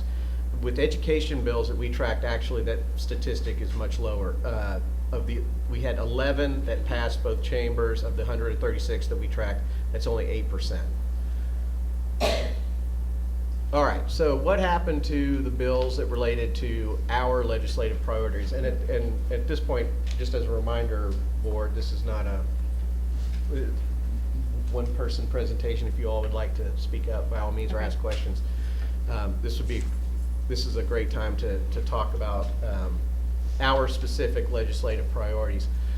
So taxparency was the first of our legislative priorities, and for those of you in the audience who have hung on every word of our meetings for the last 6 months, you know, or actually the last 12 months, this was a big deal for us. And spearheaded by Plano trustees, Richardson ISD trustees, and Capel ISD trustees and staff, we made a big push for taxparency, and that's what Missy was talking about earlier with regard to identifying how much of your tax dollars stay local and how much go to the state as recapture. And being able, what we had proposed was to identify that on the tax bill. And you know, along with that concept is how it's spent beyond leaving the district at the state, how it's spent. Is it spent on public education? Yeah, and the fate of these bills, and how it's spent is important too. And as you know, Steve mentioned earlier, because what the state is doing with recapture is leveraging that for other cost savings. Now, in particular of these bills, House Bill 1890 and Senate Bill 1407 were twin bills. 1407 was Van Taylor's bill that he carried for us in the Senate. 1890 was Capriglione's bill that he carried for us in the House. Neither of these bills, or at least the House bill was sent to House Ways and Means, it died there. The two Senate bills, 1407 and 1360, those bills actually passed the Senate, went to the House, and died in Ways and Means again. So at that point, you know, we realized, and Missy testified to the Ways and Means Committee, and essentially the reaction, I don't want to put words in your mouth, was that they're not interested in putting anything on the tax bill that's going to make them look bad. So I went down there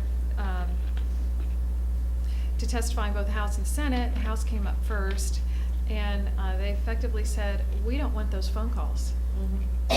Because if, you know, it's on the tax bill and the taxpayer starts to ask questions about, wait a minute, where is all my property? My property taxes are going up. wait a minute, I thought the school district was getting that. What do you say? They don't get that? The state's getting that, and it's increasing every single year. So they didn't want the phone calls. The Senate was favorable and passed both of these bills out. But like you said, it died when it got back to the House. So what I said to, you know, the leadership in these committees is, okay, we'll still communicate with our constituency. If you don't want to use a tax statement, we'll do it on our own.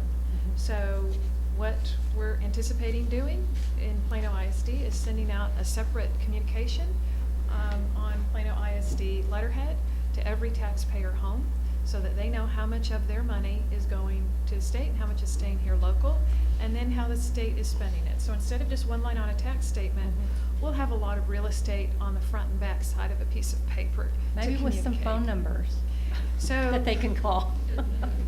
You know, this is a very complicated issue. If you're not familiar with what we're talking about, we created a website called taxparencytexas.org. There's a marvelous video that our communications department graciously produced, and that has been shared across the state. This is the way to address school finance, but we have to explain it in simple terms to the public.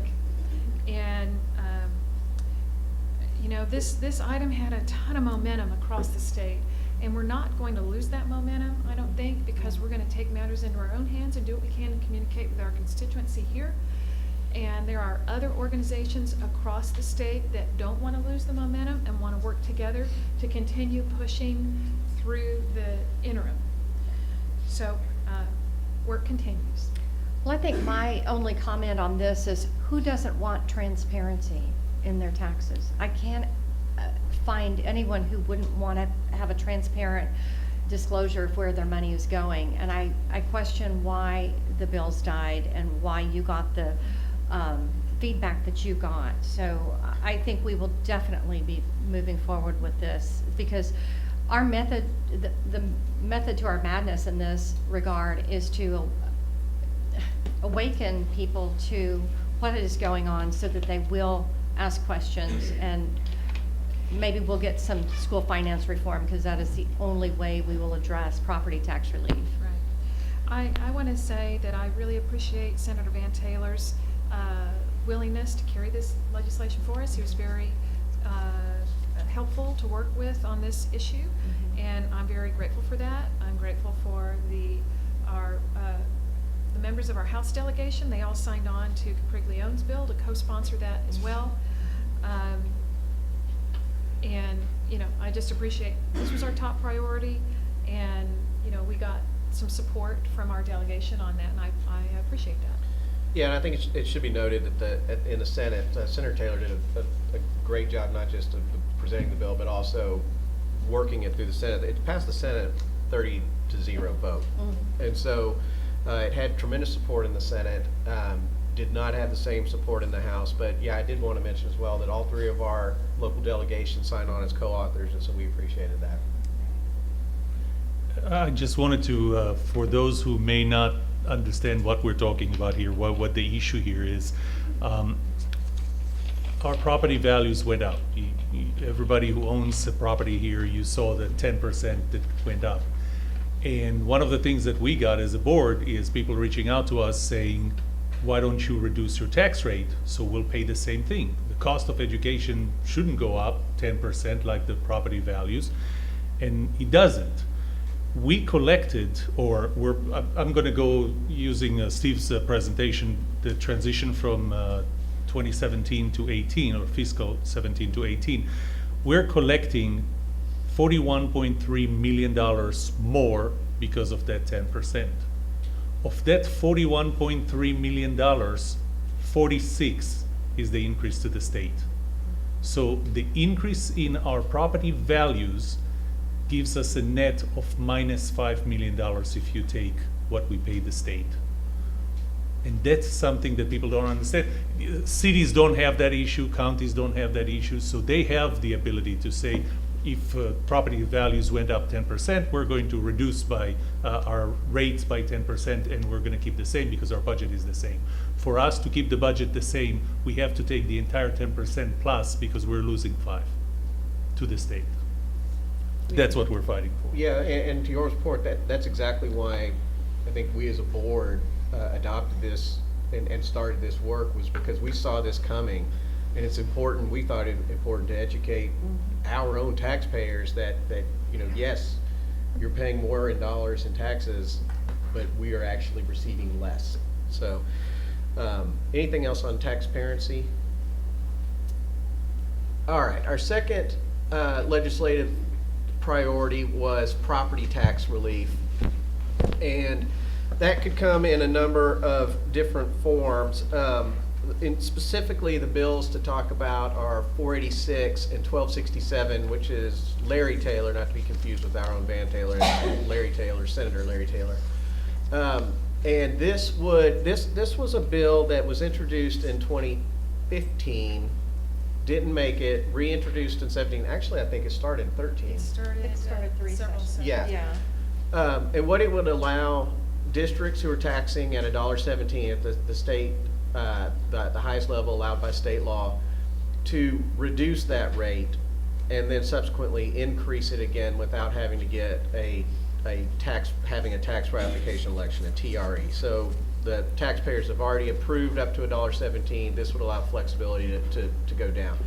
Now, as an example of how this actually could have been beneficial, here in Plano, had this been the law, we could have reduced our tax rate and saved, Steve, what was the number? 10 million on recapture, right? Right, I believe we could have reduced the rate last year with a balanced budget by almost 4 cents, which would have saved the average taxpayer between $110 and $120. Yeah. So this is actually a bill that could have real legitimate cost savings for taxpayers. Now, the tail of this bill is really interesting, and this is where you might not want to know how the sausage is made. But this bill passed the House. The House bill passed. Committee. It passed the House. It went to. Yes, but there was a hiccup in the beginning. Oh, remember? yes, true. Good. The hiccup, go ahead. Okay, so it passed committee, went to the House floor, it was to be heard, and a point of order was raised by our state representative, Jeff Leach, on the caption of the bill. He felt like it should have a different description in accordance with House rules. So the item was sent back to committee on a point of order. It passed out of committee and came back to the floor, and then it passed the House floor. Correct. So it did have a hiccup. It did finally pass the House floor. It goes to the Senate. Now, recall that the process is when it goes to the Senate, it goes to committee. So it went to the Public Education Committee, which is chaired by Larry Taylor, who wrote the Senate companion.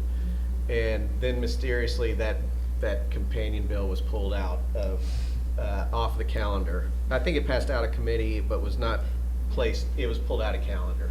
Yeah, so the committee never heard it because the committee received information that it would never become law. So it was pulled from the committee agenda and it was never heard. So we worked to try to bring it back to the agenda, but we were not successful. So it died. So this is one that I'm hopeful that, again, that as a board, I'm hopeful that we will again support this in the next legislative session, and hopefully we'll come up again and make a push. So that's one, and this is also one that we need to work with our local representatives because they did not support this. Okay, let me make one correction, David. It did go to committee, but it got pulled off the Senate calendar. Right. Correct. Okay, so I want to make that correction. So when it hit, when it came to the Senate committee, our Senator Taylor is on that and he voted in support of that. Good. Property tax relief? Before you move on, no, actually, you didn't talk about this yet. Yeah, No, we just did. Okay. So just to touch on this, to explain what we're trying to get, we have, in order to raise taxes, we need to have an election, a TRE. And so we had a TRE. Our M&O, maintenance and operations budget, is at $1.17 per $100 of assessed value. What happens if we don't need the entire amount in a certain year?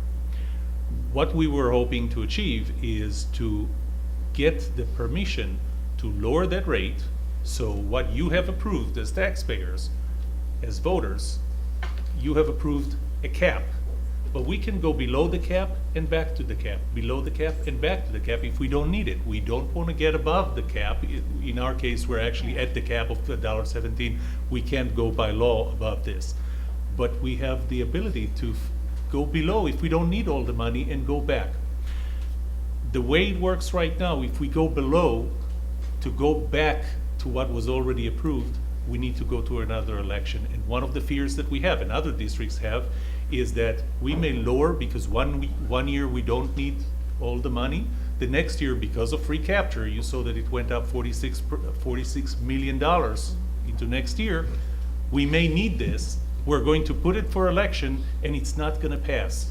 And look at what happened in Frisco when it didn't pass. So we're not trying to get the permission to go above something that was already approved by voters, just the ability to go below it and back up. Well, and Steve, I know that you've told me these numbers in the past, and perhaps you know them off the cuff, but there are over 400 districts that are Chapter 41 that are paying into the recapture, and I forget how many of them, like less than all but 6. Isn't that the number? In terms of which have had the TRE? Right. Okay. Right. And that's not just recapture district, it's all the districts that have had TREs since 2006 when it first began. Okay. It was, I think, 442 districts have had TREs, and this current school year, all but, I believe it was 17. Okay. I know it was less than 7%. Maybe it's 27. All but 27 are still taxing at that maximum rate, which demonstrates the current system is broken, and districts are afraid to lower the rates because, just as Dr. Solomon said, if they have to raise them back up again, and the public turns it down, they're really in a bind. So, yeah, it was like 93.6% of the districts that have had a TRE are still taxing at that maximum rate. And I would expect that if they were able to lower their tax rate on a temporary basis, there would be foregone revenues that the state is counting on that recapture. That and I would be think correct. therein lies the rub, why it won't work. But the legislators that we spoke to that did not support this indicated they didn't like the idea of school boards having the authority to raise the tax rate without an election. And what we were, and as Dr. Solomon said, what we were asking for was to lower the rate and be able to go back to the previously voter-approved rate. So that's a misconception that we hope to clarify in the next session. Well, our House delegation voted against this. And that's the reason, because of the going back. They see it as an increase, we see it as a decrease. And in the following screen, you'll see their home phone numbers. All right, anything else on property tax relief? This was one of the items that was on the list of 19, correct? For the special session, property tax relief? I would Maybe. I don't know if It's a property tax general, I think it's more for the cap on the cities than it is property tax relief that would impact us. So it's not meaningful. Yeah. It's not meaningful. All right, assessment and accountability. So after striking out on our first 2 priorities, we actually had some success here. So there were 21 total bills filed that address assessment and accountability. 13 died in committee, 2 died in calendars, including a bill filed by Representative Leach. He had a calendar bill for us that did not make it to the floor. 5 passed one chamber, but not the other, and then House Bill 22 by Representative Huberty, who's the chair of the House Public Ed Committee, passed and has, I don't know if it has been signed yet, but it is sitting on the governor's desk. This was supported, House Bill 22 was supported by all 4 of our representatives. We encourage them to support this, and so we appreciate their support of the district's goal here. And in very brief layman's terms, this revamps the A through F accountability system slightly. That was probably something that was expected after the A through F rating system was implemented after the 15 session, or in the 15 session. Everybody who was in education knew it needed to be revamped. They did some things here I think that school districts are happy with. They did not stall the implementation, however. So I know Dr. Bingley, you were very active in this. Yeah, I certainly met with leadership in both houses on this, and then as it came before the Education Committee in the House, I testified in favor of House Bill 22, and it absolutely was a far better piece of work, and quite frankly stayed pretty much intact until kind of the end, when in the work with the 2 houses, it probably got a little less what we were after. It's better than where we were, to be sure, and it does not delay for districts, but it does delay for individual schools. The idea in the House was that this would really not have a summative grade per se, but rather a grade in each of the domains, which we thought was helpful, because that really then gives you opportunity to say, okay, which of these domains do we really need to put more energy toward. But in the Senate, it was really clear that they wanted to keep alive that real summative grade for districts and ultimately for schools. But because there are some new things in the system, they really did need at least another year to allow the commissioner to figure out what those would be. So for schools, they're going to get that. For districts, we're going to see a summative grade that, quite frankly, no one's exactly sure how they're going to arrive at that, because there's some substantive changes to that. But stay tuned. But it's better, not where House Bill 22 was. So we'll see how this plays out. It was a semi-win. So if we were a slick fielding shortstop for the Indians, we'd be hitting 333. So anything else on, or any questions or comments on assessment and accountability? All right, early childhood, pre-K education. This is the next priority. We supported expansion of that program, Governor Abbott's program from 2015.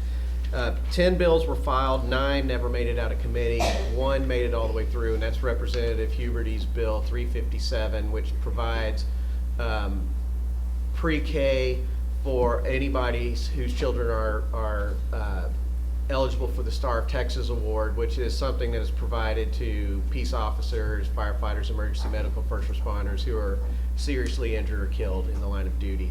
And so this one did make it all the way through. This was something I think that the district supported. It had support from Representative Shaheen and Senator Taylor. Representatives Lautenberg and Leach opposed. But I never asked them about this particular bill, so I don't know what the thought was behind that. This became a hot potato early on, pre-K, because this was Abbott's big deal, and some of the political infighting within the party spilled over into this. Anything else on early childhood pre-K to add?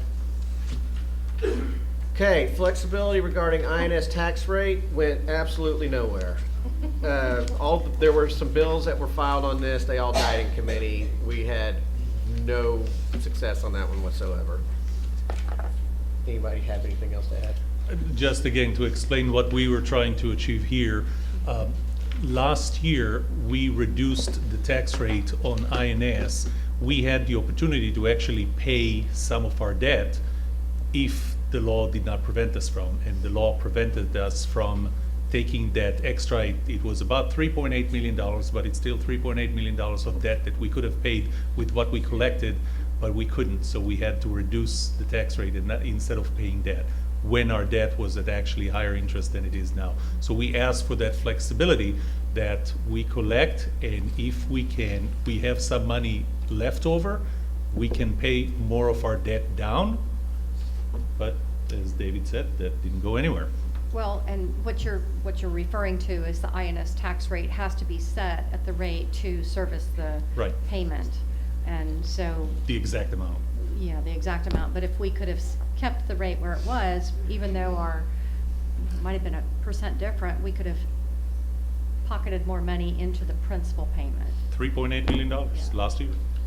Yeah, I think this was a priority that the board adopted really at the initial urging of Yoram, and I think this is one that I think we should keep on for the next session. This is smart fiscal policy, if we would be allowed to do this.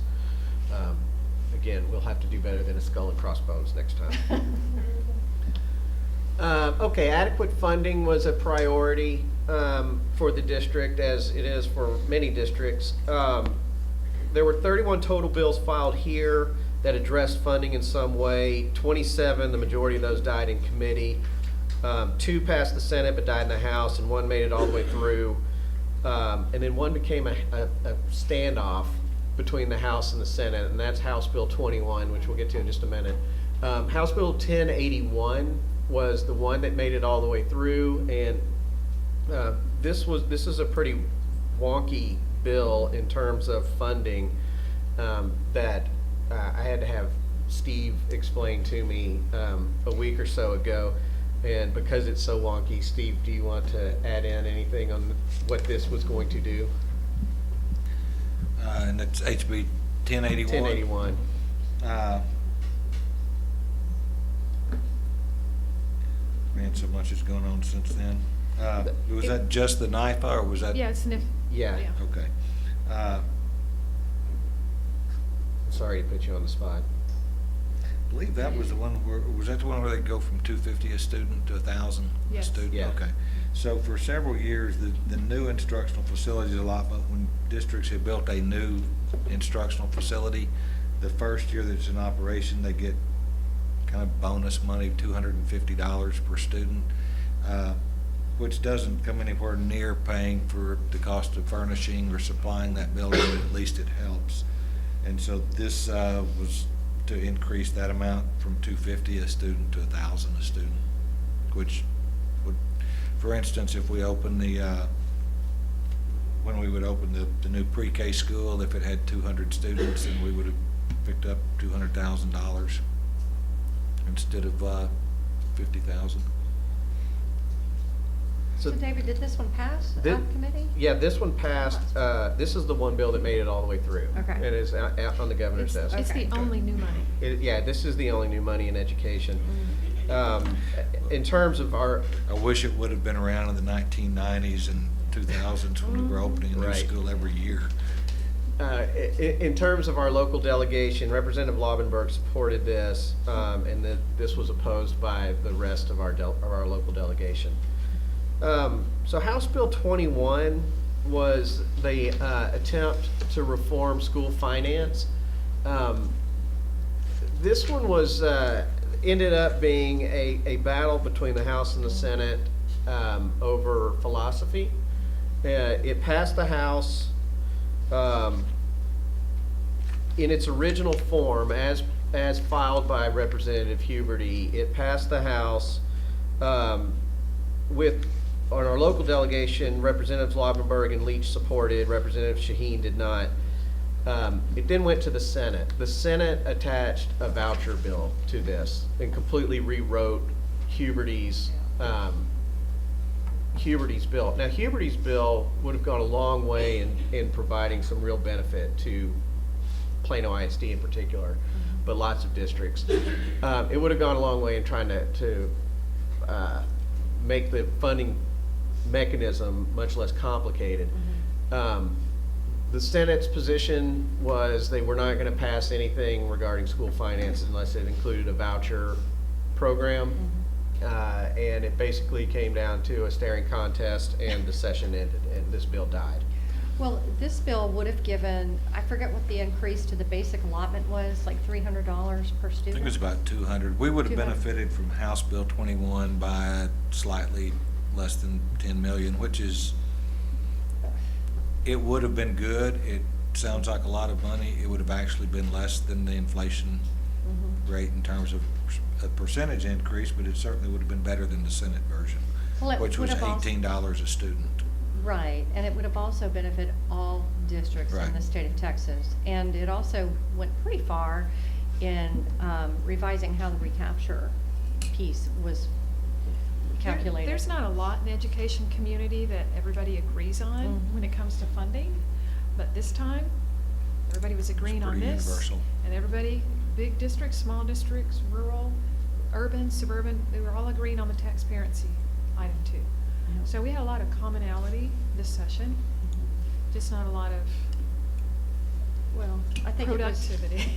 There was a strategy in them attaching the vouchers to it. They wanted to pass the voucher, and they knew that this was the one bill that they could hopefully get passed, because everybody wanted that basic allotment increase and the attempt to reform school finance, but it didn't happen. Yep, I mean, vouchers were coming in. Lieutenant Governor Patrick said that was one of his priorities. So when it was going to go nowhere in the House, and so it came down to the end of the session, and Senators Taylor and Lieutenant Governor Patrick essentially told the House, if you want school finance reform, you're going to have to provide vouchers. And the House, the House elected not to do that. So let's segue to the next slide, because it's the exact same issue. So our adopted priority was to oppose vouchers. There were 5 voucher bills filed. 4 were in support of vouchers. 1 was actually going to be a prohibition on vouchers. None of those made it out of committee, except Senator Taylor's SB 3 here, which would establish education savings account programs. It made it out of the Senate very early on. They wanted to put it over into the House and make the House take a stand. It went to the House. The House showed no interest in adopting any kind of voucher program, and that's kind of, in terms of looking back at this session as a big picture, that's where a lot of the animosity really kicked off. I mean, the House and Senate don't like each other, and a lot of them don't like each other. This is where it became real. And then, as we talked about on the previous slide, House Bill 21 came up again as amended by the Senate. House with the voucher program. Our Senator Taylor supported that program. So we've known for a lot of years that's his position. Just doesn't jive the board's position. So in terms of both of these items, of opposing vouchers and the adequate funding from the prior, any other comments on that? All right, so let's get back to some good news. So this board has had this priority for a long time that evolved out of an actual situation that happened here at the district, where we had an employee who was arrested and convicted of a felony. And when we said, okay, great, let's fire that employee, we were informed, you can't fire this person, you have to first go through this process and pay them for another 30 days before you can fire them. And we all said, that's ridiculous. So we've been pushing for the ability to terminate Chapter 21 employees upon a conviction of a felony. It seems like it would be common sense. It took us 3 sessions and a little bit of trickeration by Senator Taylor to get it passed, but we do have this. So as Senate Bill 487 was carried by Senator Taylor, Forrest Van Taylor, our senator, as he's done for the last 3 sessions. It did not make it, his bill, I believe, passed the Senate, maybe didn't make it out of the House committee where it got stuck. But then at the end of the session, Senator Taylor was able to amend Senate Bill 7, which passed both chambers, to include this language, and so we now have this. And so this had, as amended, Senate Bill 7 had support of Senator Taylor, obviously. Representatives Leach and Shaheen also supported. Representative Lobenberg had an excused absence the day of the vote, so she was not able to vote on this bill. And this was actually signed into law on May 25th. So chalk one up for Plano ISD, for the good guys. Yes, and Senator Taylor had a nice little nickname for this bill when he originally wrote it that became an amendment. It was Fire Felons Faster. Yeah. Anything else on that one? That was pretty straightforward. Okay, so this this priority was the having an excuse absence for attendance for students exempt from final exam. It's called the Catherine Zhang bill. Here, we all refer to it lovingly as the Carolyn Mobius bill. Carolyn really was passionate about this. She worked with Catherine Zhang, worked with Jeff Leach, and had this. This is the bill that Representative Leach that made it out of committee and then died in calendar. So, again, this is one we can continue pushing for at the next session. And David, Catherine Zhang was in 2015 a senior at Plano Senior High School. Plano West, excuse me, who had brought this to our attention. Give her that. Yes. Yeah, actually it was her idea, so. Yep. And the issue is that we don't receive funding if a student misses final exam. So everybody who's out there going, yeah, that makes sense, I should be able to skip my final exam if I'm a straight A student. We don't get paid if you don't go to sit and take your exam. All right, other bills of interest. House Bill 23, Representative Huberty. This was going to set aside additional funding for the next 2 years to provide grants to schools that are providing innovative services to students with autism. The bill passed the House with support from all three of our representatives. It ended up dying in the Senate. It's a good idea. I think hopefully this will come back up again. House Bill 3024 added chiropractors to the list of those who are able to remove a player from competition, UIL competition, if they see concussion-like symptoms. I think this is a good bill. All four of our representatives supported this, and this actually passed both chambers. This is one of the 11 that's at the governor's desk. House Bill 3349 provides an accelerated path to certification for individuals with significant industry trade work or work experience. So, and all four of our representatives supported this. It did pass both houses. This one was one that we've talked about for a long time, to allow people who have work experience to have a better opportunity to become, or quicker opportunity to become teachers. We tackled this with our district of innovation. Correct. Right. That's right. Senate Bill 179 is the bill famously this session called David's Law regarding cyberbullying. That has also passed both chambers, is now on to the governor's desk. All four of our representatives supported that as well. Senate Bill 1091 placed limitations on dual credit courses. This one passed both chambers. Senator Taylor and Representative Lobenberg both supported this. Representatives Leach and Shaheen did not. Senate Bill 1398. This is the bill that modifies the law from 2015 regarding cameras in classrooms, who can require them, and what's the scope of that. This actually narrowed the scope. And I know Dr. Bingley was involved in this one as well, that the concern was that the way the law was written in 2015 was that it was overly broad. The legislature went back, narrowed the scope of that. Senator Taylor, Representatives Shaheen and Leach, all three supported. Representative Lobenberg wasn't at that vote. That was one of the excused absence votes. All right, and then finally, we'll run through this quickly. What education-related bills did our local delegation file? Representative Lobenberg filed two education-related bills. One was a higher education bill And then the other was related to the types of medical professionals who can conduct exams on bus drivers. Both of those bills died in committee. Oh, by the way, let me just say this too, that these bills are bills that TASB tracked for each of our representatives. I reached out to our local delegation, asked them to look at these and verify this. I heard back from all of them, but this information is just strictly TASB's information. Representative Leach filed 15 bills.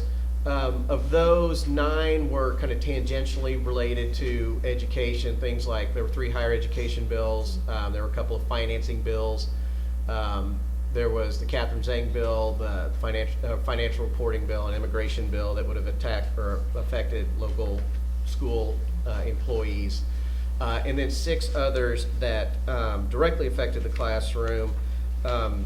Of his bills, 2 bills made it out of committee, but both died in calendars and did not make it to the floor. Representative Shaheen had 13 bills. Of those, most of those were tangential in nature. All of his died in committee as well. And then finally, Senator Taylor filed 18 bills. He also filed a joint resolution regarding education. Most of his were tangential in nature, but specifically he did carry the taxparency bill for us, and he did amend Senate Bill 7 for us to get the termination of felons. And then that's hard to see, but that's kind of the scorecard, and this is what we started last time around. But this reflects what our initiatives were, what the bills that were filed, who filed them, what the last action, it was the fate of that bill, and then the final columns are PISD's position on those items, and if there was a vote, how our representatives voted. So an interesting comment here is if you look at the 5th column, or the first colored column, the 5th from the right, this is our position, and look at the differences between our positions and the positions of our representatives. Wherever you see a different color, that means that our position was won and our representatives voted the other way.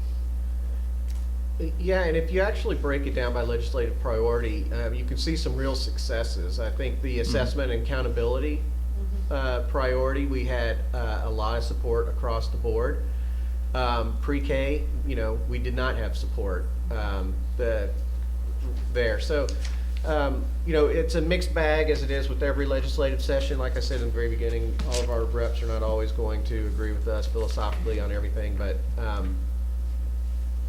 I think this is a good exercise for this board to go through on a biannual basis so that we can then see what we need to do better to move the needle forward on our agenda items. And I will say that last time to this time, I think I see a whole lot more success than I did last go around. So I think we just need to keep doing this. Well, I think the transparency was very just well supported in our local delegation. It's just, it was unfortunate that it didn't make it out, but I was thankful that Senator Taylor authored the bill in the Senate, and that's a lot of groundwork that's been laid. I wish we had the House support and the property tax relief. Definitely. Yeah, I think just overall the lesson here for me, after having done this now twice, is that we just need to keep doing our priorities early on, have conversations with our representatives, see who's going to help us on specific items. If they are, work with them, but if they're not going to help us on specific items, we can go find somebody who will. But it's good to have our priorities, have that process started as quickly as possible. So, maybe next week we can get together and start working on 2019. And Nothing doing. I guess I would like to say, you mentioned Representative Leach. I want to give him a little credit for, he did push for one of his bills related to reducing some testing and giving us some flexibility in some of that, and interfaced with us in a way that we were ready to support that, and that was one that that died.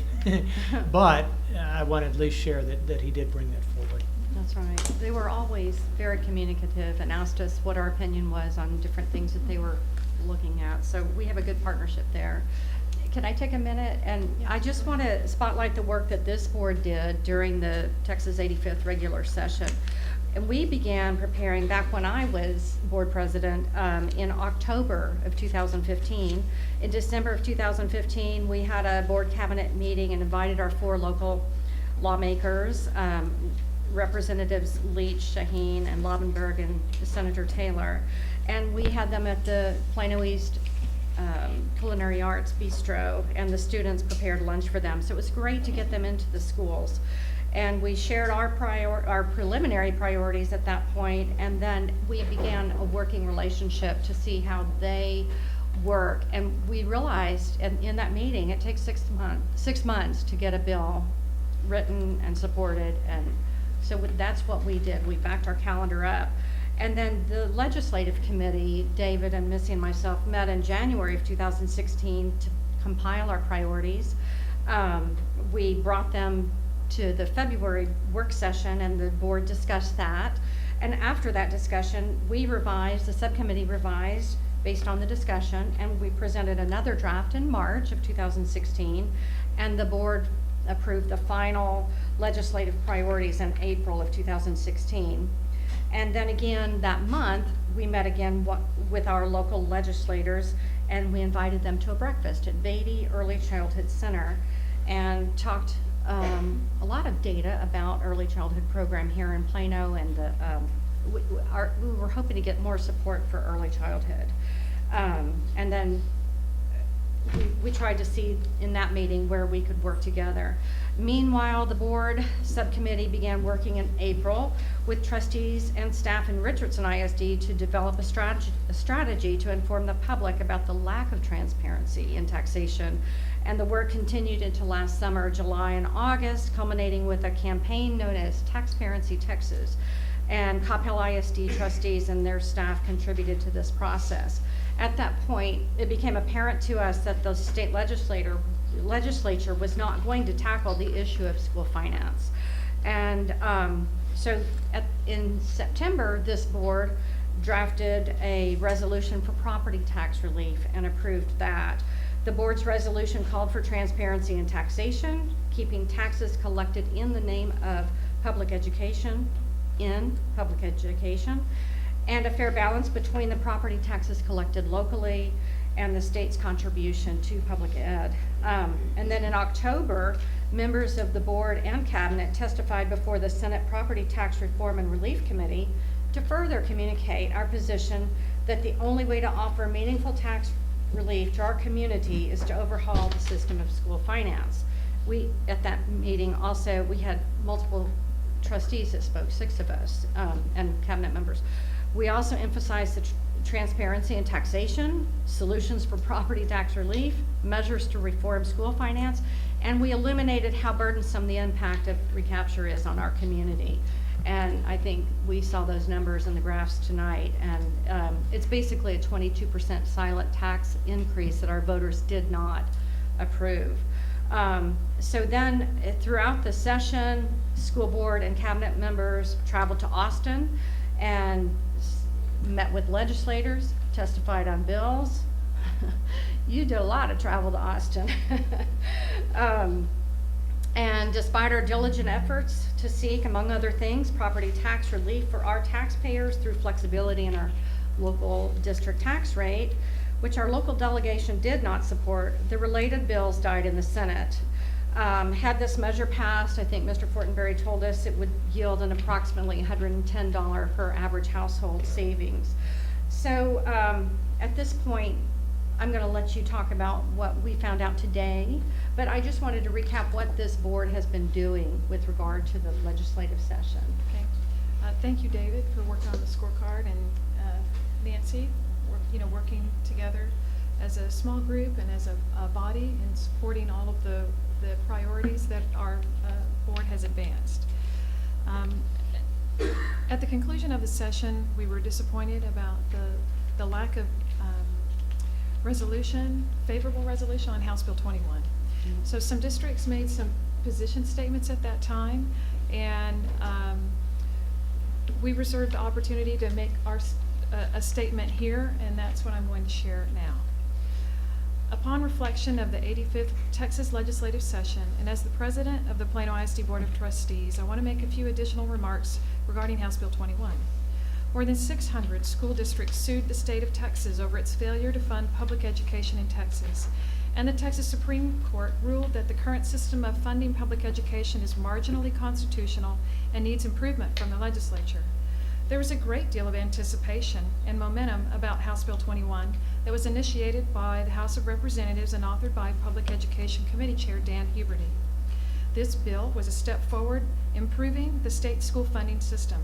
The House of Representatives consistently supported a simple principle during the 85th legislative session, that local property taxes paid for public schools should be spent on public schools. That was the intent of the House of Representatives with House Bill 21. For the first time in decades, the legislature had the chance to help mend Texas's broken school finance system without being mandated to do so by the courts. Under the current financing system, the state's reliance on its use of our local school property taxes for its own budget grows as the local property values increase. House Bill 21 would have curbed this practice, resulting in adding $1.9 billion to public schools. The House overwhelmingly supported House Bill 21 and passed it to the Senate. However, due to the Senate's inclusion of private school vouchers in this proposal, this legislation never passed. As has been the case in recent legislative sessions, the Senate continued its attempts to divert local school property taxes for other purposes, including non-educational purposes. The Senate amended House Bill 21 to the point of making the House proposal nearly unrecognizable. This plan would have resulted in the states actually spending less than 1/3 of all new school property taxes collected on public schools. Some people might call the Senate's proposal a lack of transparency. Some people might call some might call it hypocrisy. We call it a lack of taxparency. Our board and staff remain committed to the notion that the state and its taxing subdivisions have a duty to sincerely and openly communicate with its taxpayers where local Plano ISD property tax dollars are spent by the state, and the difference between local Plano ISD property tax dollars collected and those remaining in Plano ISD. In other words, our state owes its taxpayers taxparency, and this board pledges to continue its fight for this clarity. If the state's elected leaders are serious about property tax relief, and we certainly hope they are, then this effort must start with a complete reformation of the public education financing system.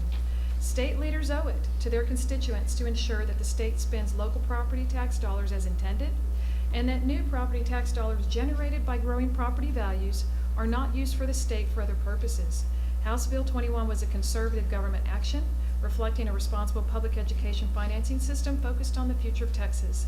The Texas Senate ended the hope of a step toward a proper solution by amending House Bill 21 with a poison pill. This amendment would have redirected public funds for Texas school children to for-profit private ventures, a concept which had been rejected by the House earlier in the session. We thank the House for rejecting this amendment. Unfortunately, this resulted in the 85th legislature failing to pass any legislation toward meaningful school finance reform and thus any meaningful property tax relief for the citizens of Plano ISD. As a board, we applaud Speaker of the House Joe Straus and the Public Education Committee the House Public Education Committee for their dedication and attempts to chart a new course for public education funding. Additionally, I would like to thank my colleagues on the board who have remained vigilant as the 85th legislative session played out. Now that the regular session is complete, we begin to look forward. Today, the governor called a special session to start on July 18 on 20 items. Some of the items on his list include school finance, but not reforms that include any new money for schools. Instead, among other things, he directs the legislature to reprioritize how schools spend the money they already have in order to give teachers a $1,000 pay raise. We're grateful that the governor cares about teachers as much as we do. That is why, on our May 16th agenda, this board approved a $1,642 pay increase for teachers with a bachelor's degree and added $240 per year to its health insurance contribution for each participating employee.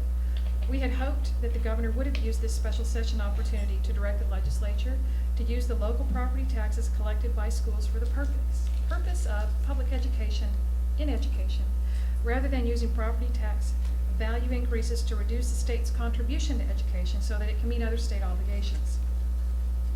Additionally, the governor added private school vouchers for special needs students to the call for the special session. This would further divert local property tax dollars away from the public schools they are intended to support and give taxpayers even less transparency about how those dollars are spent.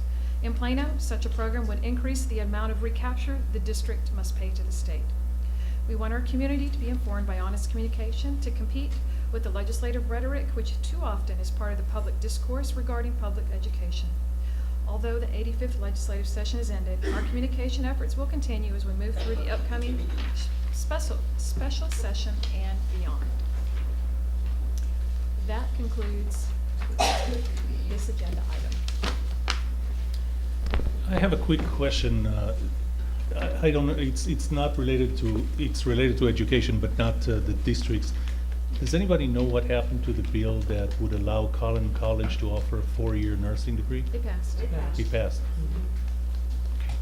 That is the bill that Jody carried. Yes. So that's the higher education bill that she filed. Yep. And that's great news. Yes. Okay, item 12, policies. At most of our regular meetings, we have policies on the agenda for the board's consideration. These policies have undergone prior review by the district's attorney and by each board member.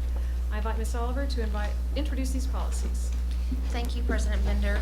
First, we have BBB local regarding board members and the process of elections. This policy is presented for adoption under second reading, so this is your second opportunity to see this. It's being updated to reflect the current board member terms. So it's very much a housekeeping. Okay, do I have a motion to adopt item A, BBB local under second reading? So moved. Do I have a second? Second. Any discussion? All in favor, please raise your hand. Motion passes.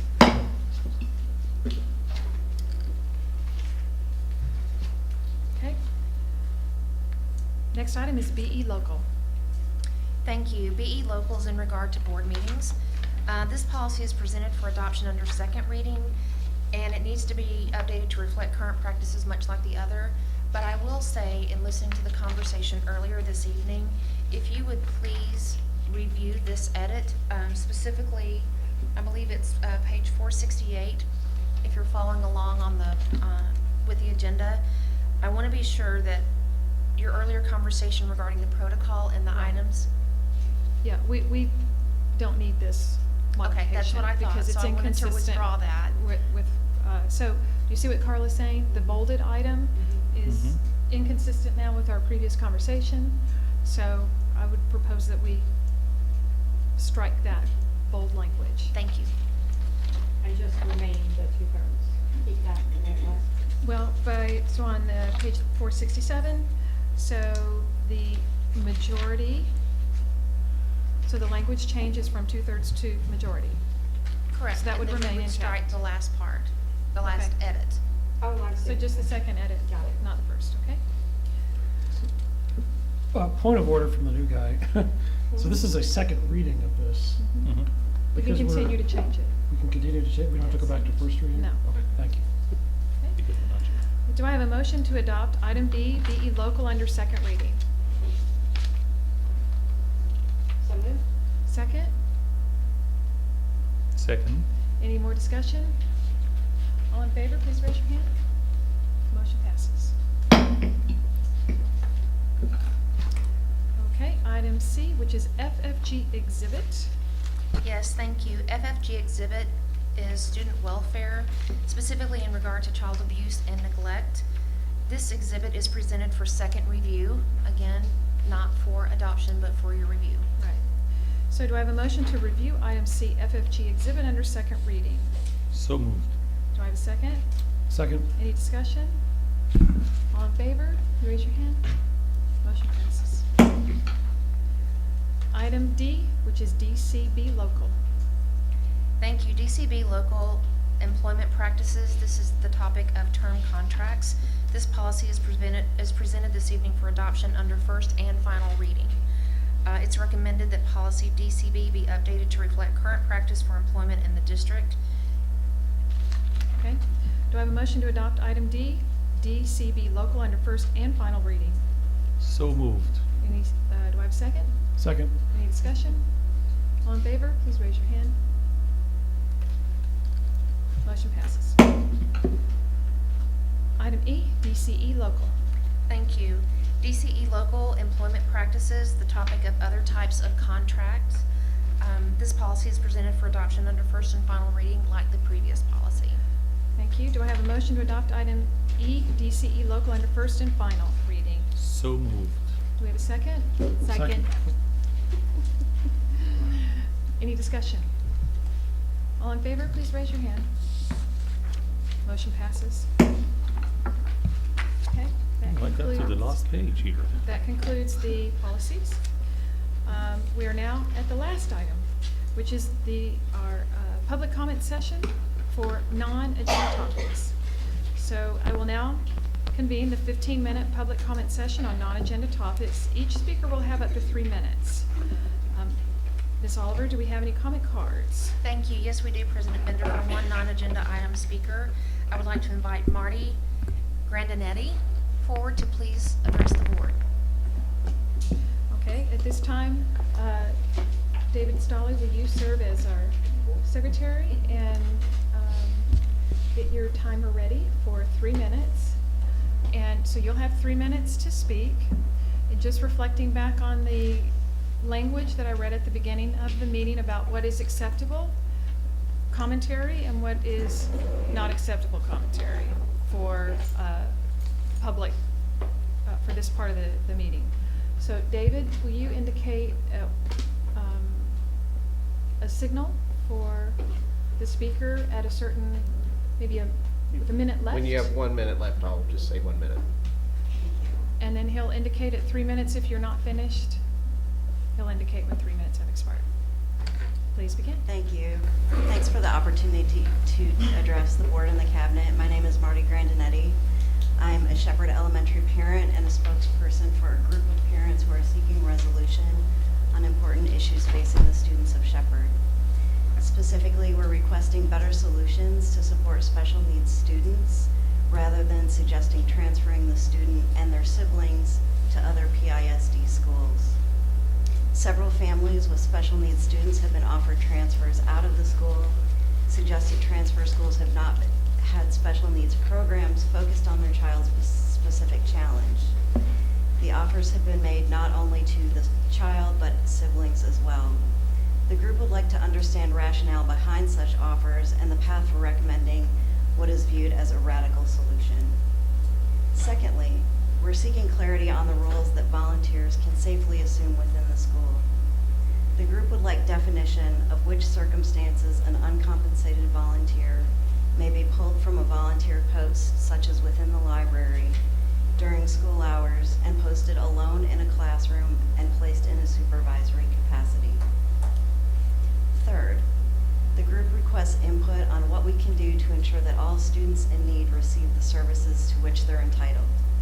For example, families have recently learned of reduced availability of speech services, and we have an account of a diagnostic test which was conducted 7 months after it was initially requested by the parent. This was after numerous follow-ups on the part of the parent with the school. Fourth, as a member of the Shepherd community, we're requesting a defined and active role in the Site-Based Improvement Committee. Our opinions are not being solicited or considered. This is evidenced by our learnings that parents on the SBIC committee have not played an active 1 minute. role. Thank you. In survey development, results tabulation, or interpretation of results of the campus survey. Rather, they've been informed of results via summary and provided with an action plan for the coming year. This approach does not seem to be in the spirit of the SBIC, and parents are requesting a briefing on intended purpose of the committee from the ISD's perspective and roles and responsibilities for those on the committee. Finally, we would like the administration to formally address the surprisingly high teacher transfer rate this year. While we have a formal request for a 10-year voluntary teacher transfer report submitted to the administration, we have solid primary research that yields voluntary transfer rate of 0 teachers over 20 years. This year's transfer rate of 3 teachers may be average for similar schools within PISD, but is not average or normal for Shepherd.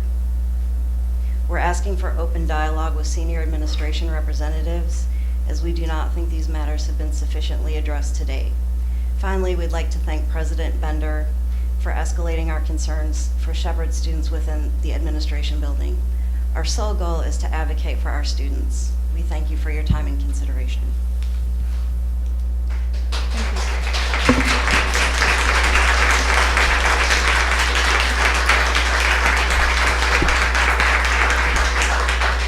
So I appreciate that you all stayed so long. You got to hear a whole lot more than you thought you probably were going to hear tonight. So because this is not an agenda item, the only thing that I can do in conversation with you at this point in time is to refer you to the appropriate administrative resource who can address the 5 items that you've addressed. And so at this point in time, I believe that's going to be Susan Modisette. Would that be agreeable as the appropriate resource to address the concerns that have been addressed? So similar to the inquiries that I've been receiving, I've been sending you back to administration for resolution, and that's the appropriate resource, and Ms. Modisette will work with you and seek an appropriate conversation. This meeting is adjourned.